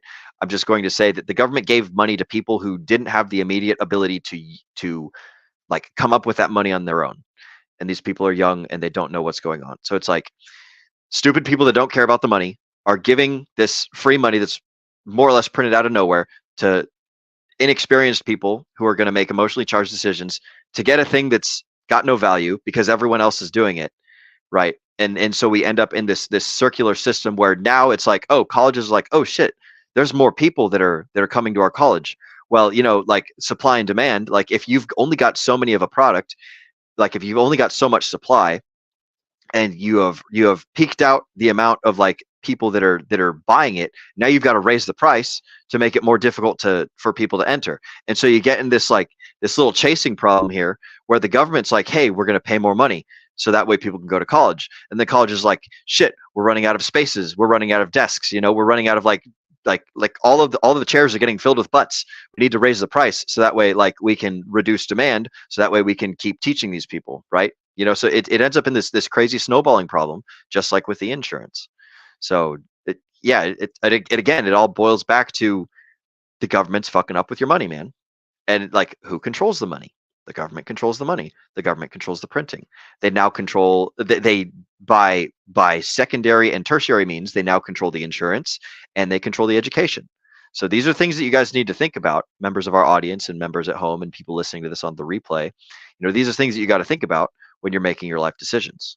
All right, that's all I got on that one right there. So sorry about the rant, boys. No. That's I mean, you know, it's makes a lot of sense, right? So like don't be ashamed of going on the rants, because I think people do certainly need to hear that, right? You know, I wouldn't have such a gripe about the cost of education if the quality was there, but unfortunately in most major Western universities, they're simply not there. And I did want to highlight something that Dre said here, right? Because he's kind of asking the question that, you know, like why he says that you could avoid all the reading and just know that they are cooking the books regardless and believe that it's higher than what they are saying, right? And I agree with that sentiment to a certain degree. However, what do we always preach here in the DGen Roundtable, right? It's to never trust, to always verify. The reason why we can tell you about this data is because we've actually gone and seen and observed the data, right? I know sometimes we present very dry numbers here, like when we talk about the FOMC meeting, and the numbers that he spoke about there. But one of the primary reasons why we could tell you that they're fudging they're gerrymandering the inflation numbers and the CPI numbers overall is because we've taken a look at the data and we've taken a look at how they calculate it, right?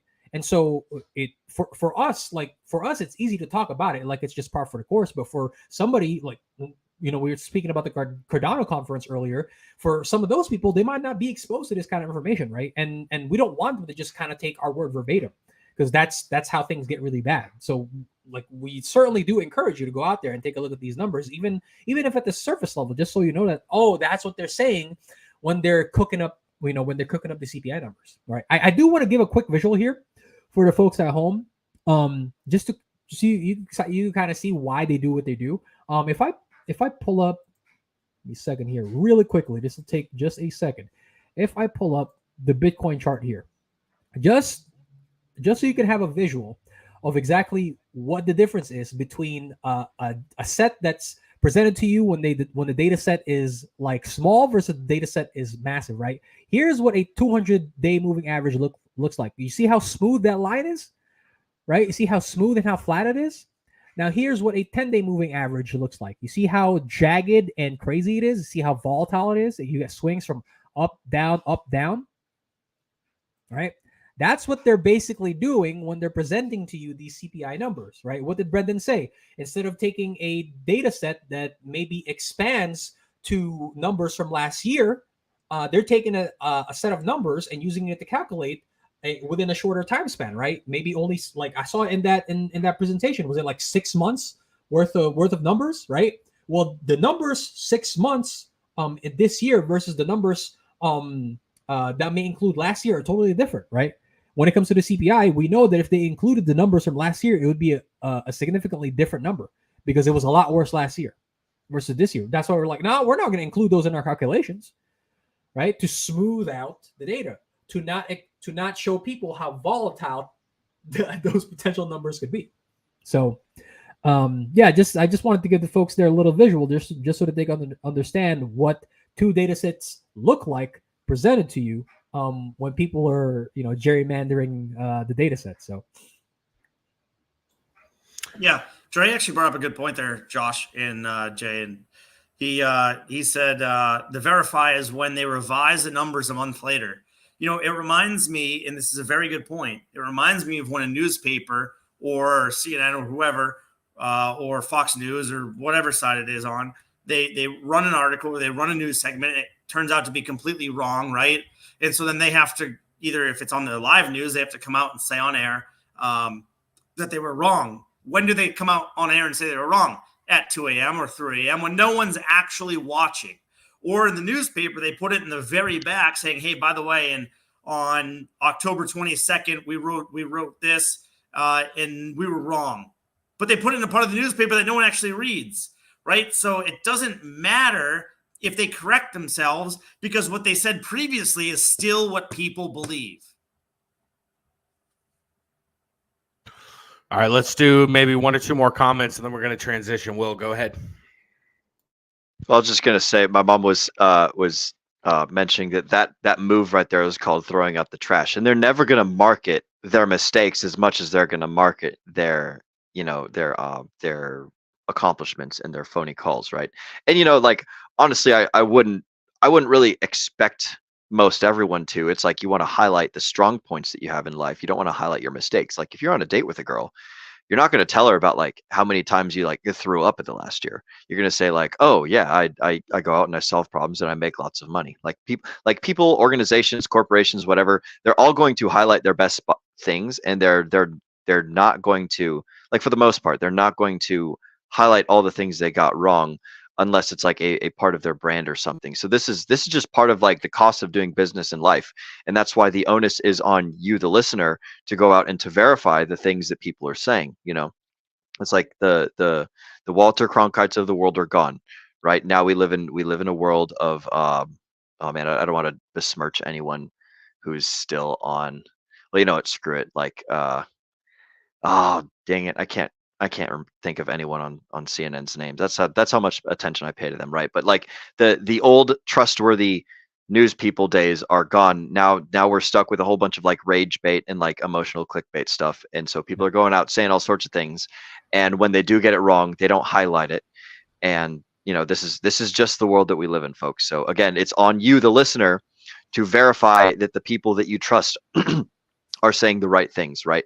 You have to wait for people to build a brand, and then move from there. Brendan, it looked like you had something there, or was that just crazy hand signals that I missed in a personal chat? No, I was just saying what you're saying is good. You have to verify. Don't even trust us. Don't even trust what we're saying. For sure. Verify what we're telling you and figure out if it's true for yourself. I don't even want you to believe what I'm telling you.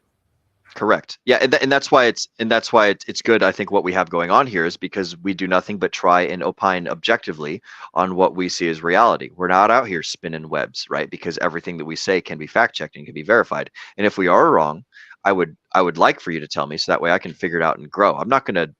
I'm sure that everyone says they wouldn't purposefully lie to you, right? But like my goal here is to try and portray as much truth. And I think I speak for the rest of the panel when I say this, is that our goal is to try and portray as much truth as possible.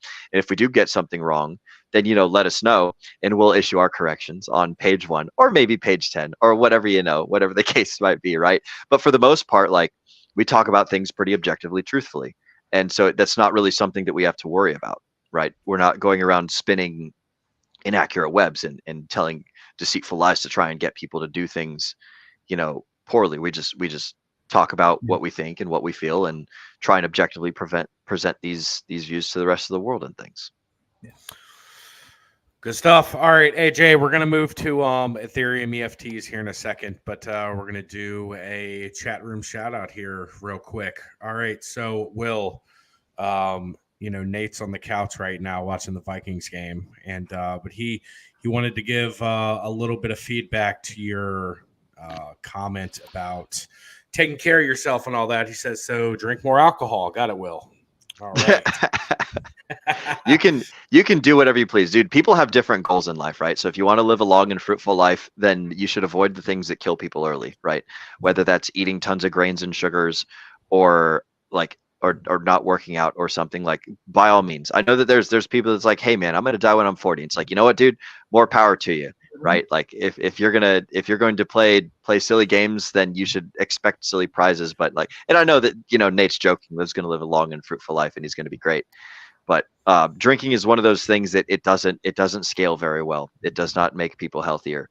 So if you want to live to be 80, which is the average lifespan, you know, in the Western world, if you want to live to be 80, then you should do the things, you should build up the little habits to like try and live to be 80. And if you want to live to be 40, and then do it. Like, and if you want to do cocaine every night, go for it, man. That's a crazy hell of an expensive habit, right? But like if people want to do whatever they want to do, then go for it. Just like, you need to understand the tools that are going to get you the best results that you want. You can't go through life like not understanding, like if you're going through life with a hammer and you're swinging it around in a glass building, like eventually you're going to break some shit. You know, you can't just be like, oh, I can't believe this is happening. It's irresponsible. Right. So Nate knows how to have a good time, and Nate's a party hardy kind of guy. Literally calling me out. Hey bro, I'll drink with you when I get up there. I'm gonna go up. I'm saying it on stream. I'm saying it live right now. I'm gonna go up there at some point. Yeah, cheers boys. Here's to I'll have the fruit this juice. is an empty bottle right here. Right. And Jay, that's why you're a specimen, man. That's why you're a specimen. Oh, goddamn right.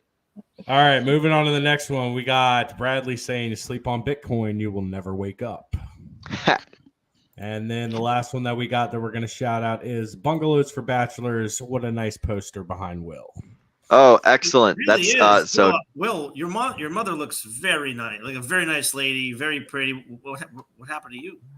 Yes. Oh well, lots of things happened, dude. I fell out of the bunk bed a lot of the time when I was young. I was a little troublemaker. So I'd actually like to shout out again, Bungalows for Bachelors. That is my brother, and we were both born from this wonderful woman right here. But yeah, he's got his own program on the, and I've shouted out a few times before. So big shout out to Bungalows for Bachelors. If you guys are trying to learn how to build a house, or if you want to learn like what goes into what's like, he'll walk you through the entire step process, from going out and applying for permits to pouring the foundation to framing to painting to trimming to like getting everything like plumbing, electrical, the whole 9 yards. He'll walk you through like a basic, super duper simple, like everyday man. This is how you build a house from start to finish. So Bungalows for Bachelors, you can look it up on Google and everything, and it will take you straight there. So yeah, big shout out to my brother. I like it. All right, Jay, let's take this Stevenson family stream. Let's go ahead and talk a little bit. Let's go ahead and talk a little bit about Ethereum EFTs and what Fidelity's doing. Go ahead, buddy. And you're muted. Hotkey. Got him. Freaking hotkeys, man. I gotta learn how to use these damn things, man. Okay, You're just taking too many cues from Josh's book. Yeah. All right, so I think this is not going to be news to a lot of folks, but for those of you who have been sleeping under a rock the past week, we know that shortly after BlackRock, I don't know why they had to post a picture of Gary, man. Like, why you gotta ruin my day? Okay, why?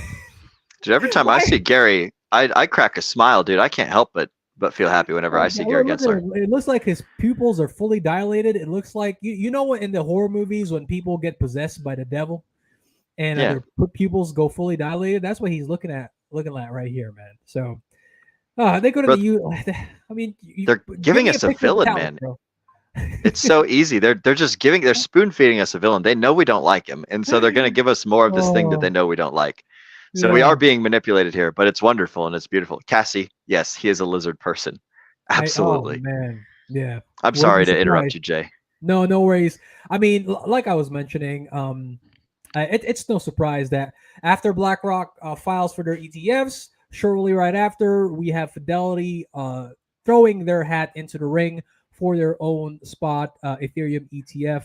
Now, if you guys are not aware, it's actually not just BlackRock and Fidelity that have thrown their hat into the ring. We actually have a list of other companies here. Some of these are going to sound very familiar for you because they are also part of the handful of companies who have also applied for a Bitcoin ETF. And in the ring, we have VanEck, that we have Kathy Wood's 21 shares, Hashdex, we have Grayscale, Invesco, and then BlackRock, of course, and then now Fidelity has their hat in the ring as well. Also very familiar. Look who their custodians are going to be. Coinbase for 21 shares, for Grayscale, and for BlackRock. 21 shares and BlackRock are not surprising. We know that Coinbase involvement with BlackRock, but we also know that Cathie Woods is a very big investor in Coinbase. And then I'm not going to be surprised if a lot of these other guys also choose Coinbase as their custodian. Incidentally, actually, some pundits are actually predicting that one of the reasons why Gary is going to be rejecting not just the Bitcoin but also the Ethereum ETFs is primarily because they want each and every single one of these companies to be the primary custodians of those coins and actually not have a third party like Coinbase do it for them. So we'll see how that turns out. But as far as like the deadlines are concerned, the next big deadline for the Bitcoin ETFs are not going to be until January 1st at the earliest, I believe. But we actually do have a few deadlines for the Ethereum ETFs here. Some of which are going to be within the first week of December, which is here for Grayscale, and then a few over in Christmas week. This is going to be. So wouldn't it be very interesting if Gary decided to throw a wrench in everybody's wheel and say, actually, we're going, I like Ethereum a lot better than I like Bitcoin, and we're going to go ahead and approve the spot Ethereum ETFs, and then we're going to consider the Bitcoin during the first quarter of 2024. Wouldn't that be funny? But that's just a lot more reason to be bullish over this ecosystem as a whole, because we know that once the Bitcoin ETFs get approved, and they are going to be very likely approved within Q1 of 2024, it is not going to be surprising that the Ethereum ETFs get approved soon after, probably either later within the year or early within 2025. And how appropriate would that be, right? It's like it lines up with the cycle so perfectly, where Bitcoin is going to be the first mover, and so their ETF is going to be approved first. And then once Bitcoin has become frothy enough and has reached all-time highs, and people are starting to funnel their gains into higher risk assets, right, that fall lower in the risk curve, it's going to trickle onto Ethereum. And then what's going to happen? Ethereum ETFs are going to be approved. Because for God's sakes, if XRP is not a security, then nothing is a security unless you guys actually don't know. There are actually tokens out there who specifically create themselves and formulate themselves to be a security just so they are regulated as securities by the SEC. But that's neither here or there. That's a different story altogether. But yeah, what do you guys think is going to like? Is it unlikely that we get that $20,000 Ethereum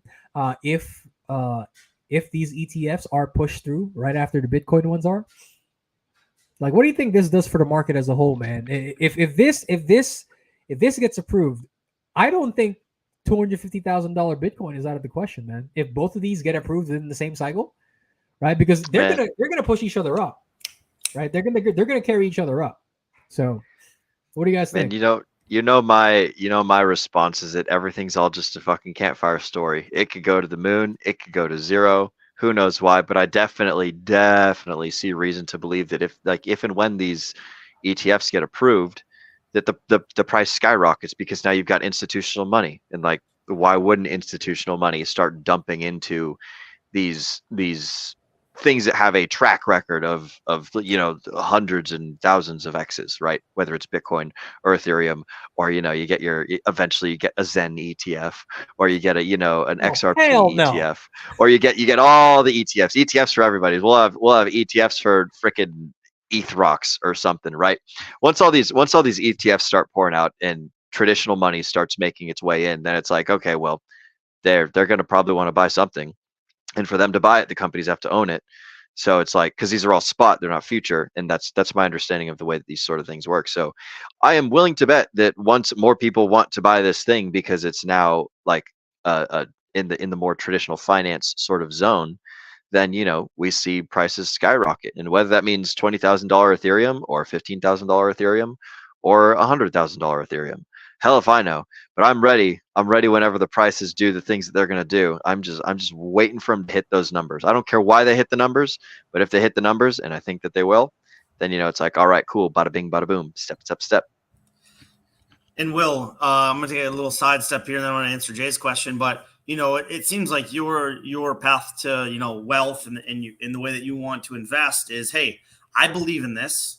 I don't care if it goes down in 2 years, I'll buy more. I believe long term that this is going to make me a lot of money, and so I don't really care short term, long term. I'm in it for the long term, and I truly believe that it's going to make me money, and so that's great.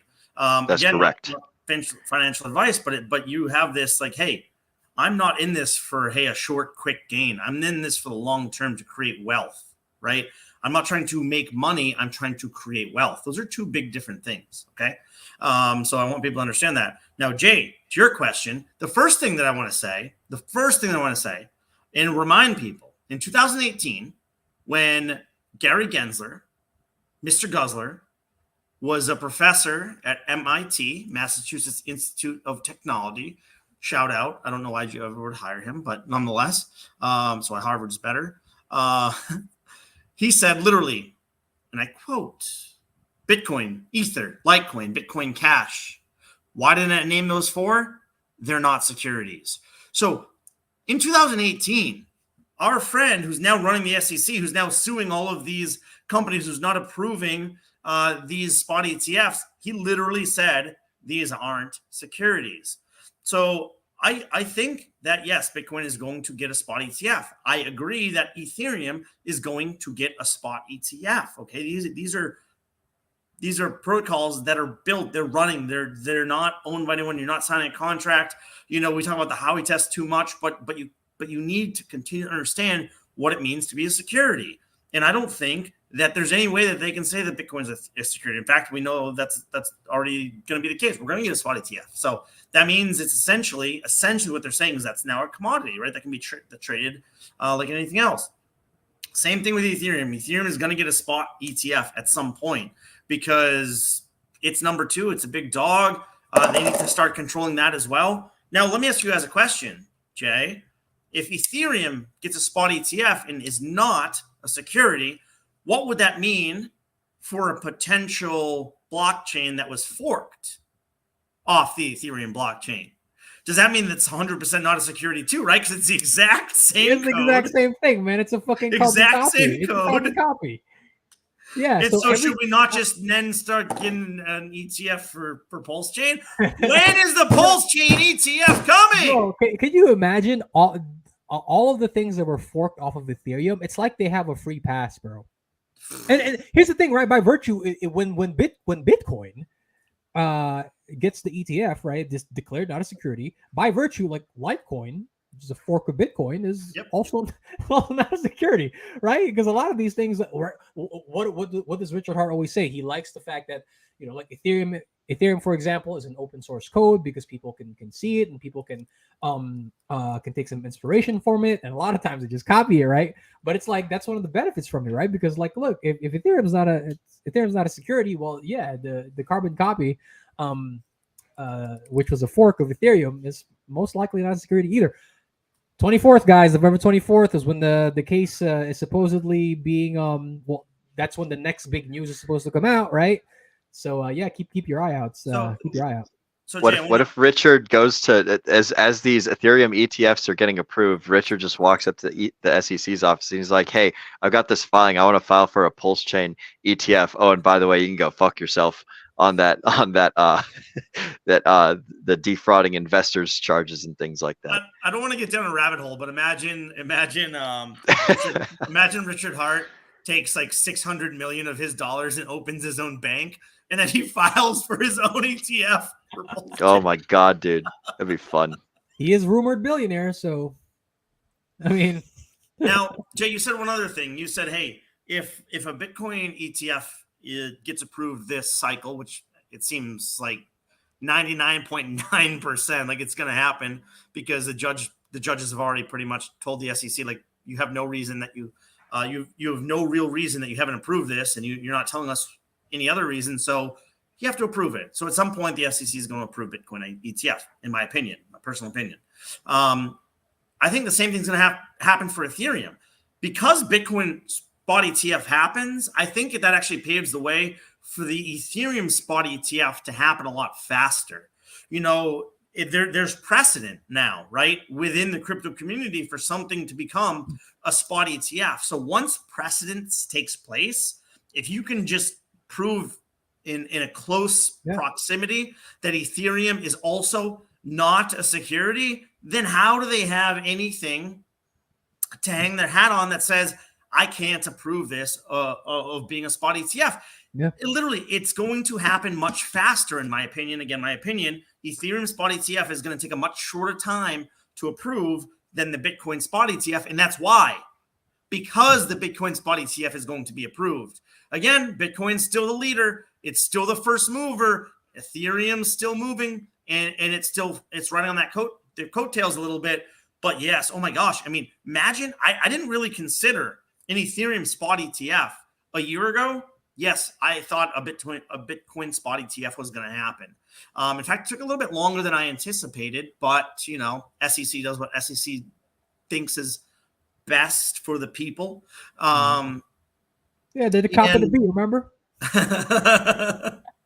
for the people. No, but I'm being serious. Like, I never really thought that Ethereum spot ETF was going to be that close on the coattails of Bitcoin. And honestly, if I had thought about it a little bit more, if I had put a little bit more time and effort into thinking about the market, which is honestly an area where I feel like I know something about, I probably could have foreseen a little bit more that the Ethereum spot ETF was going to come right after. Because once these banks start getting W's with BTC spot ETF, what's next? Of course, it's Ethereum. And so if we get both of those approved this cycle, perfect storm theory, bro. Let's go. Yeah, it's like holding Microsoft and Apple, right? It's like you both have winners. So it's certainly not surprising that the Ethereum one followed so soon after especially I think they were waiting for a little bit more clarity with all of the ongoing cases that the SEC has had against all of these very large companies within the cryptocurrency, like with XRP, with Coinbase, with Binance, etc. They're with Luna, with Sam Bankman-Fried. They were waiting for a lot more of that stuff to kind of iron themselves out before kind of like, okay, now it's time to throw our hat into this race. And all of them threw it at the same time, right? Like you said, it's not surprising it gets approved a lot sooner because everybody's just going to copy paste. But isn't this also a really big proponent for crypto in general? Yeah, like this is moving towards mass adoption. Yeah. Well, I mean, a little bit. It's moving us not closer. To sound pedantic, but I mean, you go to the rest of the world, and did you see the news of Argentina, bro? Yeah, the rest of the world is already on board, man. It's like the West is just trying to catch up. We're lucky we don't have hyperinflation yet. The EFTs, whether it's Bitcoin, whether it's Ethereum, it's going to revolutionize the crypto space for two reasons. Okay, number one is the only way right now that you can really purchase Bitcoin, Ethereum, pretty much every cryptocurrency is either through a centralized exchange or a decentralized exchange. Okay, so what we have right now is we have maybe, think of like a 4-lane highway that converges into a tunnel into 2 lanes. Okay. These are the only 2 real main ways of obtaining what we need. Okay. But when the EFT opens up, what's going to happen is it's going to take that 2-lane tunnel and it's going to blow that motherfucker wide open. And you're going to have retirement money coming in one way. You're just going to have streams and flows of money that is able to come in and to just diverge into this entire space. Not only that, that's number one. Number two, okay, is I lost my train of thought for a minute. Number two is I lost it. I'll come back to it, but you guys continue going with the conversation. I'll pop in when I get my train of thought back. Another cool thing too is that the ordinals or the Bitcoin ordinals are starting to get traction. I think that with the approval of the spot and more people using it, I think it's going to light a fire in a lot of these developers. They might start to consider maybe building a bit more utility into Bitcoin aside from the classic stuff, right? Store of value, security, etc. Yeah, it's certainly interesting. We'll see what happens when a much larger a much larger portion of the Western world adopts Bitcoin and welcomes Bitcoin into their lives. We'll see what else happens, man. I might degen into some ordinals. Who knows, man? I got my I got the second train of thought back. So I got the second one back. So what this is also going to do is it's also going to drastically reduce the sell pressure on the coins that have the EFT. What I mean by that is like right now, yeah, we have futures out right now, but there's no reserve requirements for these funds to maintain. But when you get into a spot ETF, typically there's going to be a reserve requirement. Okay. And these funds, they're not going to be buying and selling like retail markets do. They're going to buy and they're going to hold them there, which is going to drastically reduce the sell pressure of Bitcoin and Ethereum. So it's going to completely revolutionize the entire space. It's going to be exciting to see. As far as price predictions, I don't really have a price prediction. Sure, you could say $20,000, $25,000, $50,000 Ethereum. You know, that's in the cards. Will it get there one day? I'm sure it will. But what's going to be interesting to see, at least on my end and the TA side of me, is how the measures and the metrics are going to change. What the RSI is going to look like when this thing breaks out, how high it's going to get, you know, those different indicators. And, you know, you think of the on-chain analytics that are out there right now, how it's going to drastically change that. So it's going to be exciting, but it's going to be like the Western frontier. You know what I'm saying? We're not sure what's out there. We're not sure what it's going to look like. We know it's exciting. It's going to be, you know, the dawn of a new day, but it's also going to take some growing pains. And, but hey, we're all going to get through it together. Yeah, it's a good point. And I want to actually say a little bit about what both of you guys just said. You know, essentially, Josh, you're like, okay, I have to buy something on a centralized exchange, and I have to have a wallet. I have to have them hold it. I need to do all of these things, or I buy it on a decentralized exchange. Then I have to put it into my own cold wallet or a hot wallet, and then I self-custody. You know, honestly, crypto is a little challenging, especially for those who are not very tech savvy, so to speak. So what a spot ETF also does is it broadens the range of people that can now invest in this technology, that can invest into this type of investment, right? I've said for a long time, crypto needs to get easier to create mass adoption. It's honestly, like, how many times have people sent something to the wrong address? People that are pretty well known about with the crypto community, or have clicked on a link that, you know, drained their wallet, right? There's so much within this space that's hard for the normal person to understand. And even people that are a little bit maybe quite tech savvy make mistakes within the space because there's a difficulty and a learning curve associated with it. So a spot ETF allows some of that learning curve to be flattened out and allows you to just trust the bank. And again, self-custody all your coins, in my opinion.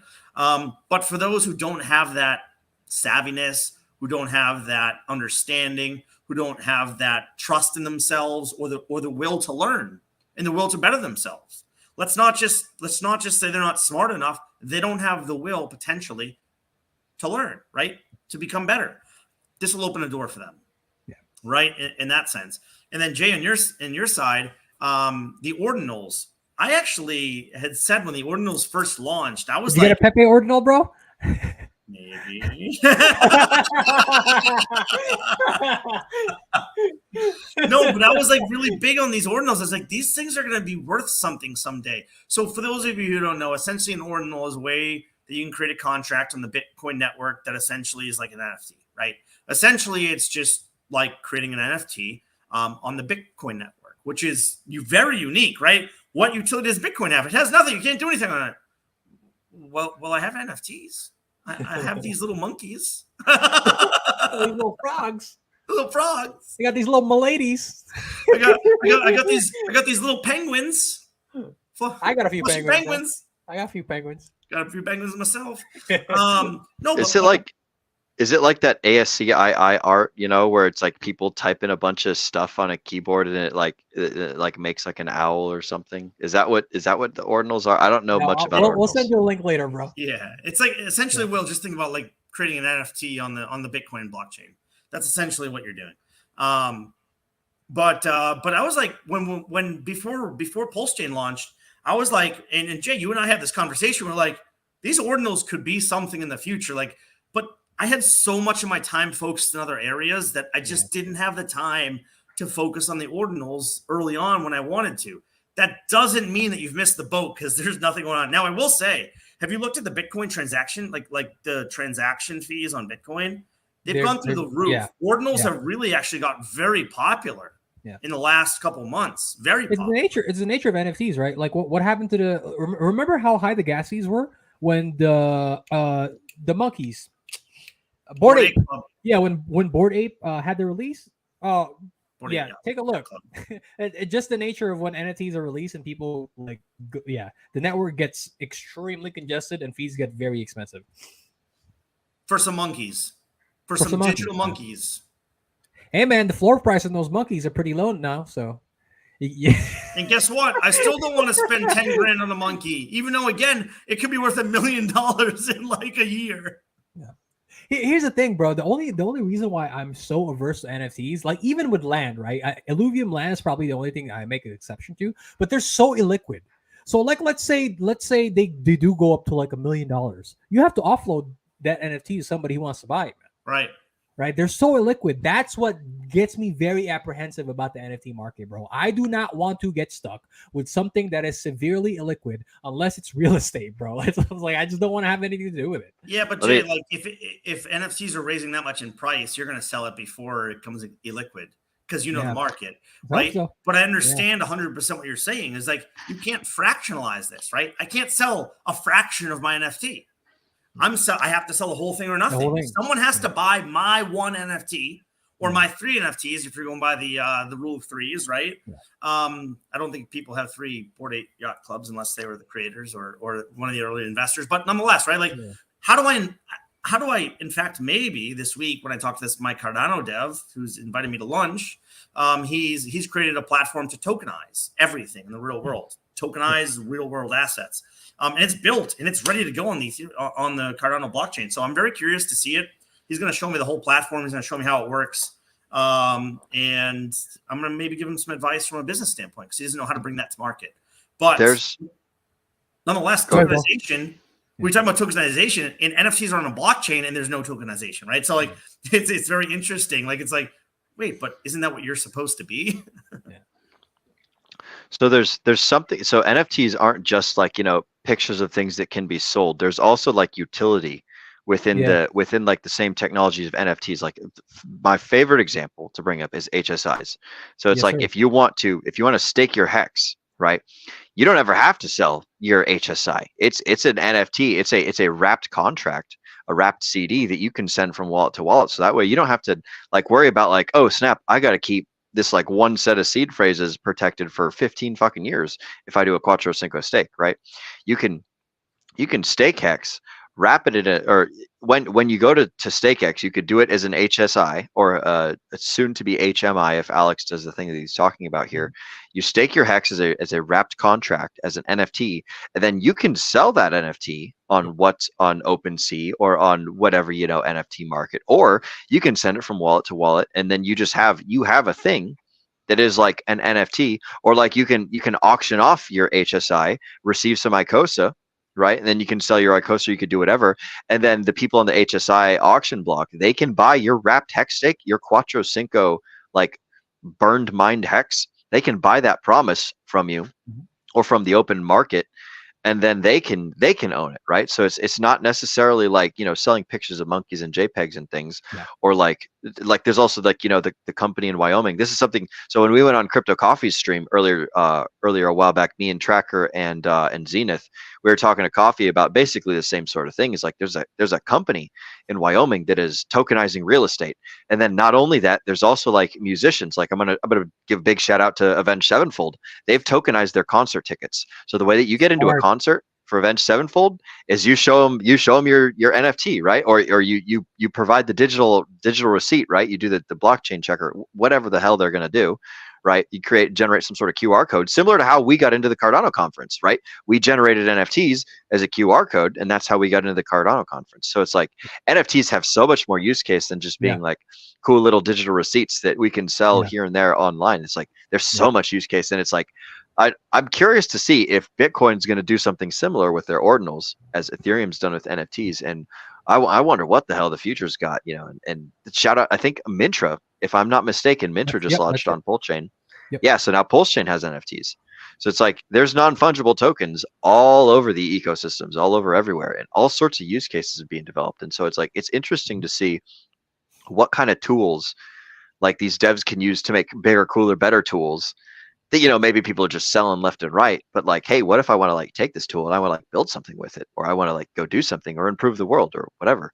Like at the end of the day, it kind of ties back to what Richard Hart says. Everything's all about like the only things that matter in the world are goods and services. So like if your good is an NFT and your service is an NFT or something like that, or you have some sort of use case for it, or somebody does, whether it's an art collection or it's like a thing that you're going to use, then like, hey, this is some cool stuff, man. I fucking love me some NFTs. This is going to be a hell of a market. That's all I got on that. Yeah. And I think, you know, they got a bad rap in the beginning because unfortunately, for the most part, when they started out, it was just a lot of JPEGs, right? Anybody that watches Richard Hart knows exactly where he stands on NFTs, right?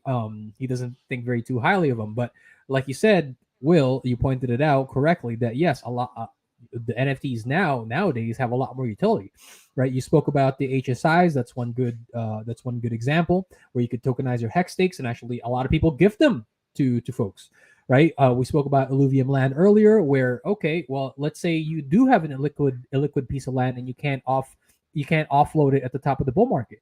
Well, if you're very involved with the game, what can you do? You can mine the resources that you generate from that Illuvium land, and we know that Illuvium is going to span across multiple games, and you can take the fuel and the resources that you generate from that land and sell it on the open marketplace, right? So you might not have been able to sell the land at the top of the bull market, but you still can make some profits off of the fuel and the resources that it's generating. We spoke about shrapnel last week, right? A lot of the NFTs that you're going to be able to accumulate within that game, you're going to be able to sell across the open market, right? For people that might want to, you know, Palomos, right? If you can rent them out to people through Palomos, etc. So NFTs are going to have a lot more utility now, especially within this bull market, than they did when they first came out. And the meme was they were just all JPEGs of monkeys, right, and frogs. So those are some very good points there. And you know, I know that folks make fun of them all the time, but yeah, as the technology improves and it evolves, you are seeing a lot more utility from creators in the space. Good stuff. All right, let's go ahead and wrap. Brendan, why don't you tell everyone where they can find you and what you got coming up, and then we'll go Will and then Jay. So Brendan, go ahead. Yeah, just want to first thank everyone for joining us tonight. Josh, thank you for hosting.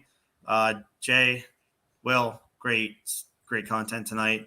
I was honestly, I don't know if you could tell, I was just really excited to be back on stream. It's been a while since I've been able to, and I'm gonna miss a few streams in the future because the holidays, travels, things like that. But when I'm here, I'm bringing my 100%. I'm bringing everything that I have. All the information I've learned. I'm studying constantly, so that when I do get on stream, I can share with you as much knowledge as I possibly can, so that you don't have to, but you should. You should still verify everything that I say. That being said, we're going to be recording a really cool episode on small business entrepreneurship and some of that kind of stuff this coming week. I don't know if that's going to be live or I think we're going to be recording that and then releasing it later. But I think that's going to be a really, really good episode for a lot of people to learn some information that maybe they don't have or haven't. I know that I've owned a business in the past. Josh has owned businesses.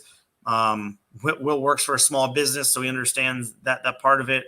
Jay owns his own business. So, you know, we're in this. You know, we may have some side jobs, some day jobs, some of us on top of owning our own companies or have owned our own companies in the past. So we think we have a lot of information to share with you. So I think it's gonna be a really great episode. And on top of that, I'm just excited. I'm excited for the future. 2024, baby. What's that? 2024. Yeah, Let's go.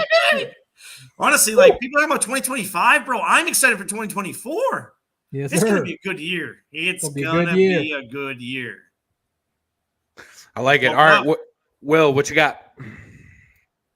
Man, I got a fucking full plate of stuff going on. So, first things first, join our Telegram group, bit.ly/degenerate_roundtable, right? Join our Telegram because this is a fantastic Telegram. It's going to be around for a long time. Who knows if there's going to be some changes made, but like get in our community, come see what we're talking about, hang out with Get us, in now. chit chat. Will's saying, get in now. Get in now Saying, because get in now. the going's good, right? It's awesome. There's nothing quite like being part of an OG group of something. Like at some point it's going to change, right? The first people that got into Microsoft are like, oh yeah, I was an OG back in the day, right? Like perhaps our Telegram's going there. Who knows? We'll see, right? So bit.ly/degenerate_roundtable. The next link I got to show you guys is if you are a Hexican in the United States, in the world, anywhere, and you want to meet up with other Hexicans, the thing that you need to do is you need to type in bit.ly/hex_meetup_template. And what this will do is this will open up a little Google Drive, Google Sheets document, and everybody has permissions to edit. So you can go in there, you can put in your name, you can put in your contact information, you can put in where in the world or like what city, what state, what country you're in, right? If you want to meet up with other Hexicans, okay, you go to this template, you put in your information, you reach out to other people that are near you that you might want to travel to, right? I was inspired by a Wild SJ and RG3's Pulse Tour, which big shout out to the Pulse Tour. They just met up in Phoenix, Arizona yesterday, I do believe, and our good friend Zenith was over there getting some nice hands shaken and babies kissed and all that good stuff, meeting with RJ3 and a Wild SJ and all those people. So again, if you are a Hexican and you want to meet, or if you're just like a Richard Hart maximalist, or hell, if you're just someone in the crypto space and you want to meet other crypto people, the theme of the template is Hex. So I've made it for Hexicans, but really, if you're just a cool crypto person and you want to meet up with other cool crypto people, like dox yourself to the level that you're comfortable, right? You can put in your Instagram, you can put in your Telegram, you can put in your Facebook, you can put in, what communities you're a part of, right? Does MySpace But anyways, still work? What's that? Does MySpace still work? I have no idea. I know Tom sold MySpace a long, long time ago.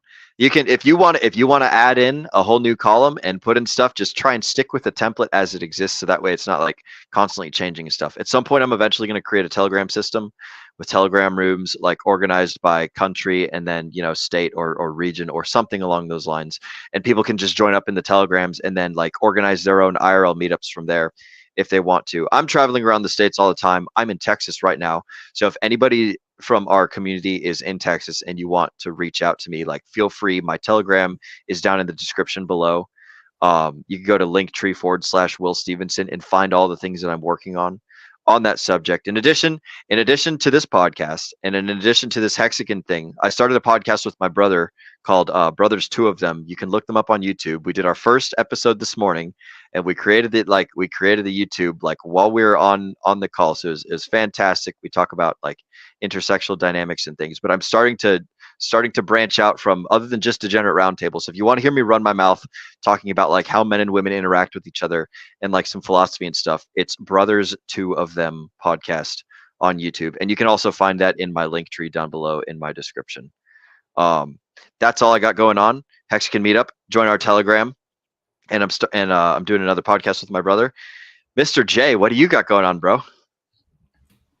Dude, I'm just gonna say that if you guys add your name to that list, like Will said, you don't have to be a Hexican. You could be a Hex hater and add your name to that list and go do a meetup. And then Will's gonna have a desk there with a sign that says "Hex is better than Bitcoin." Changed my mind.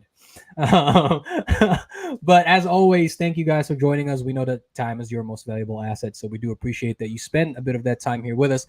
As far as where you're going to see us next, like Brendan mentioned earlier, we are going to have an episode talking about creating a small business, about entrepreneurship. So we're going to be very excited talking to you guys about that. Also, Nate mentioned it in the chat, but the video with Jesse from the ERM protocol is going to be dropping tomorrow. That was done by Nate, Tracker, and their special guest Jesse from the ERM protocol. If you guys are not familiar with the ERM protocol leverages Pulse X in a similar way that Liquid Loans leverages Pulse and the RH ecosystem. So if you guys are excited to learn about another project that is going to be launching on the RH ecosystem, make sure to keep your eyes out on that video that will be dropping tomorrow. As always, you can find me at _P90Hex on Twitter and agent_J Schroth on Instagram. Josh, why don't you take us out? Or Brendan, did you have something to add? Yeah, real quick. I mean, look, guys, we're bringing you deep dives from the creators of these protocols that are building on the Pulse and Pulse X, platforms. This is invaluable information. The ERM protocol that's going to drop tomorrow is going to be unreal. Tracker doesn't just make shows. He learns everything about something to the point where he's like the creator, and then he's able to ask questions and push back and to get the full knowledge of it for you. This is for your value. So if you want to learn about things that are being built on Pulse Chain and Pulse X, these are the shows that are really, really helpful from a deep dive, right? We have these shows every Sunday. We have our guest shows on Wednesdays, and then we have these deep dives every once in a while. And Tracker and Nate and Cassie and Dace, these guys are killing it. And it's going to be great. So don't miss out. Yep, we got a full week of stuff that's coming out. As already mentioned, ERM protocol, that deep dive's coming out tomorrow at noon. Tuesday, we are going to be doing the small business entrepreneurship that is going to be live at 9:00 p.m. Eastern. It's going to be me, Brendan, Jay, and Dace. And we'll be talking for an hour, hour and a half. If you guys got questions, make sure you come up with questions. And we'll just be talking about small business entrepreneurship and all that stuff. Wednesday, we're going to be having our Whiskey Wednesday Thanksgiving special. So we're going to be focusing on the community with that. We're going to have different folks from the community just want to hop on and chit chat for a little bit. So that's coming Wednesday. And then I can't remember if book club is Friday or not. We'll get the answer to that either way. We'll get that figured out. Either way, we got a full week of stuff. Yep, just looking forward to coming into the Thanksgiving holiday. And then, look, man, we're going to be in December, and before you know, it's going to be 2024. So we got some good stuff coming around the corner for you guys, as always.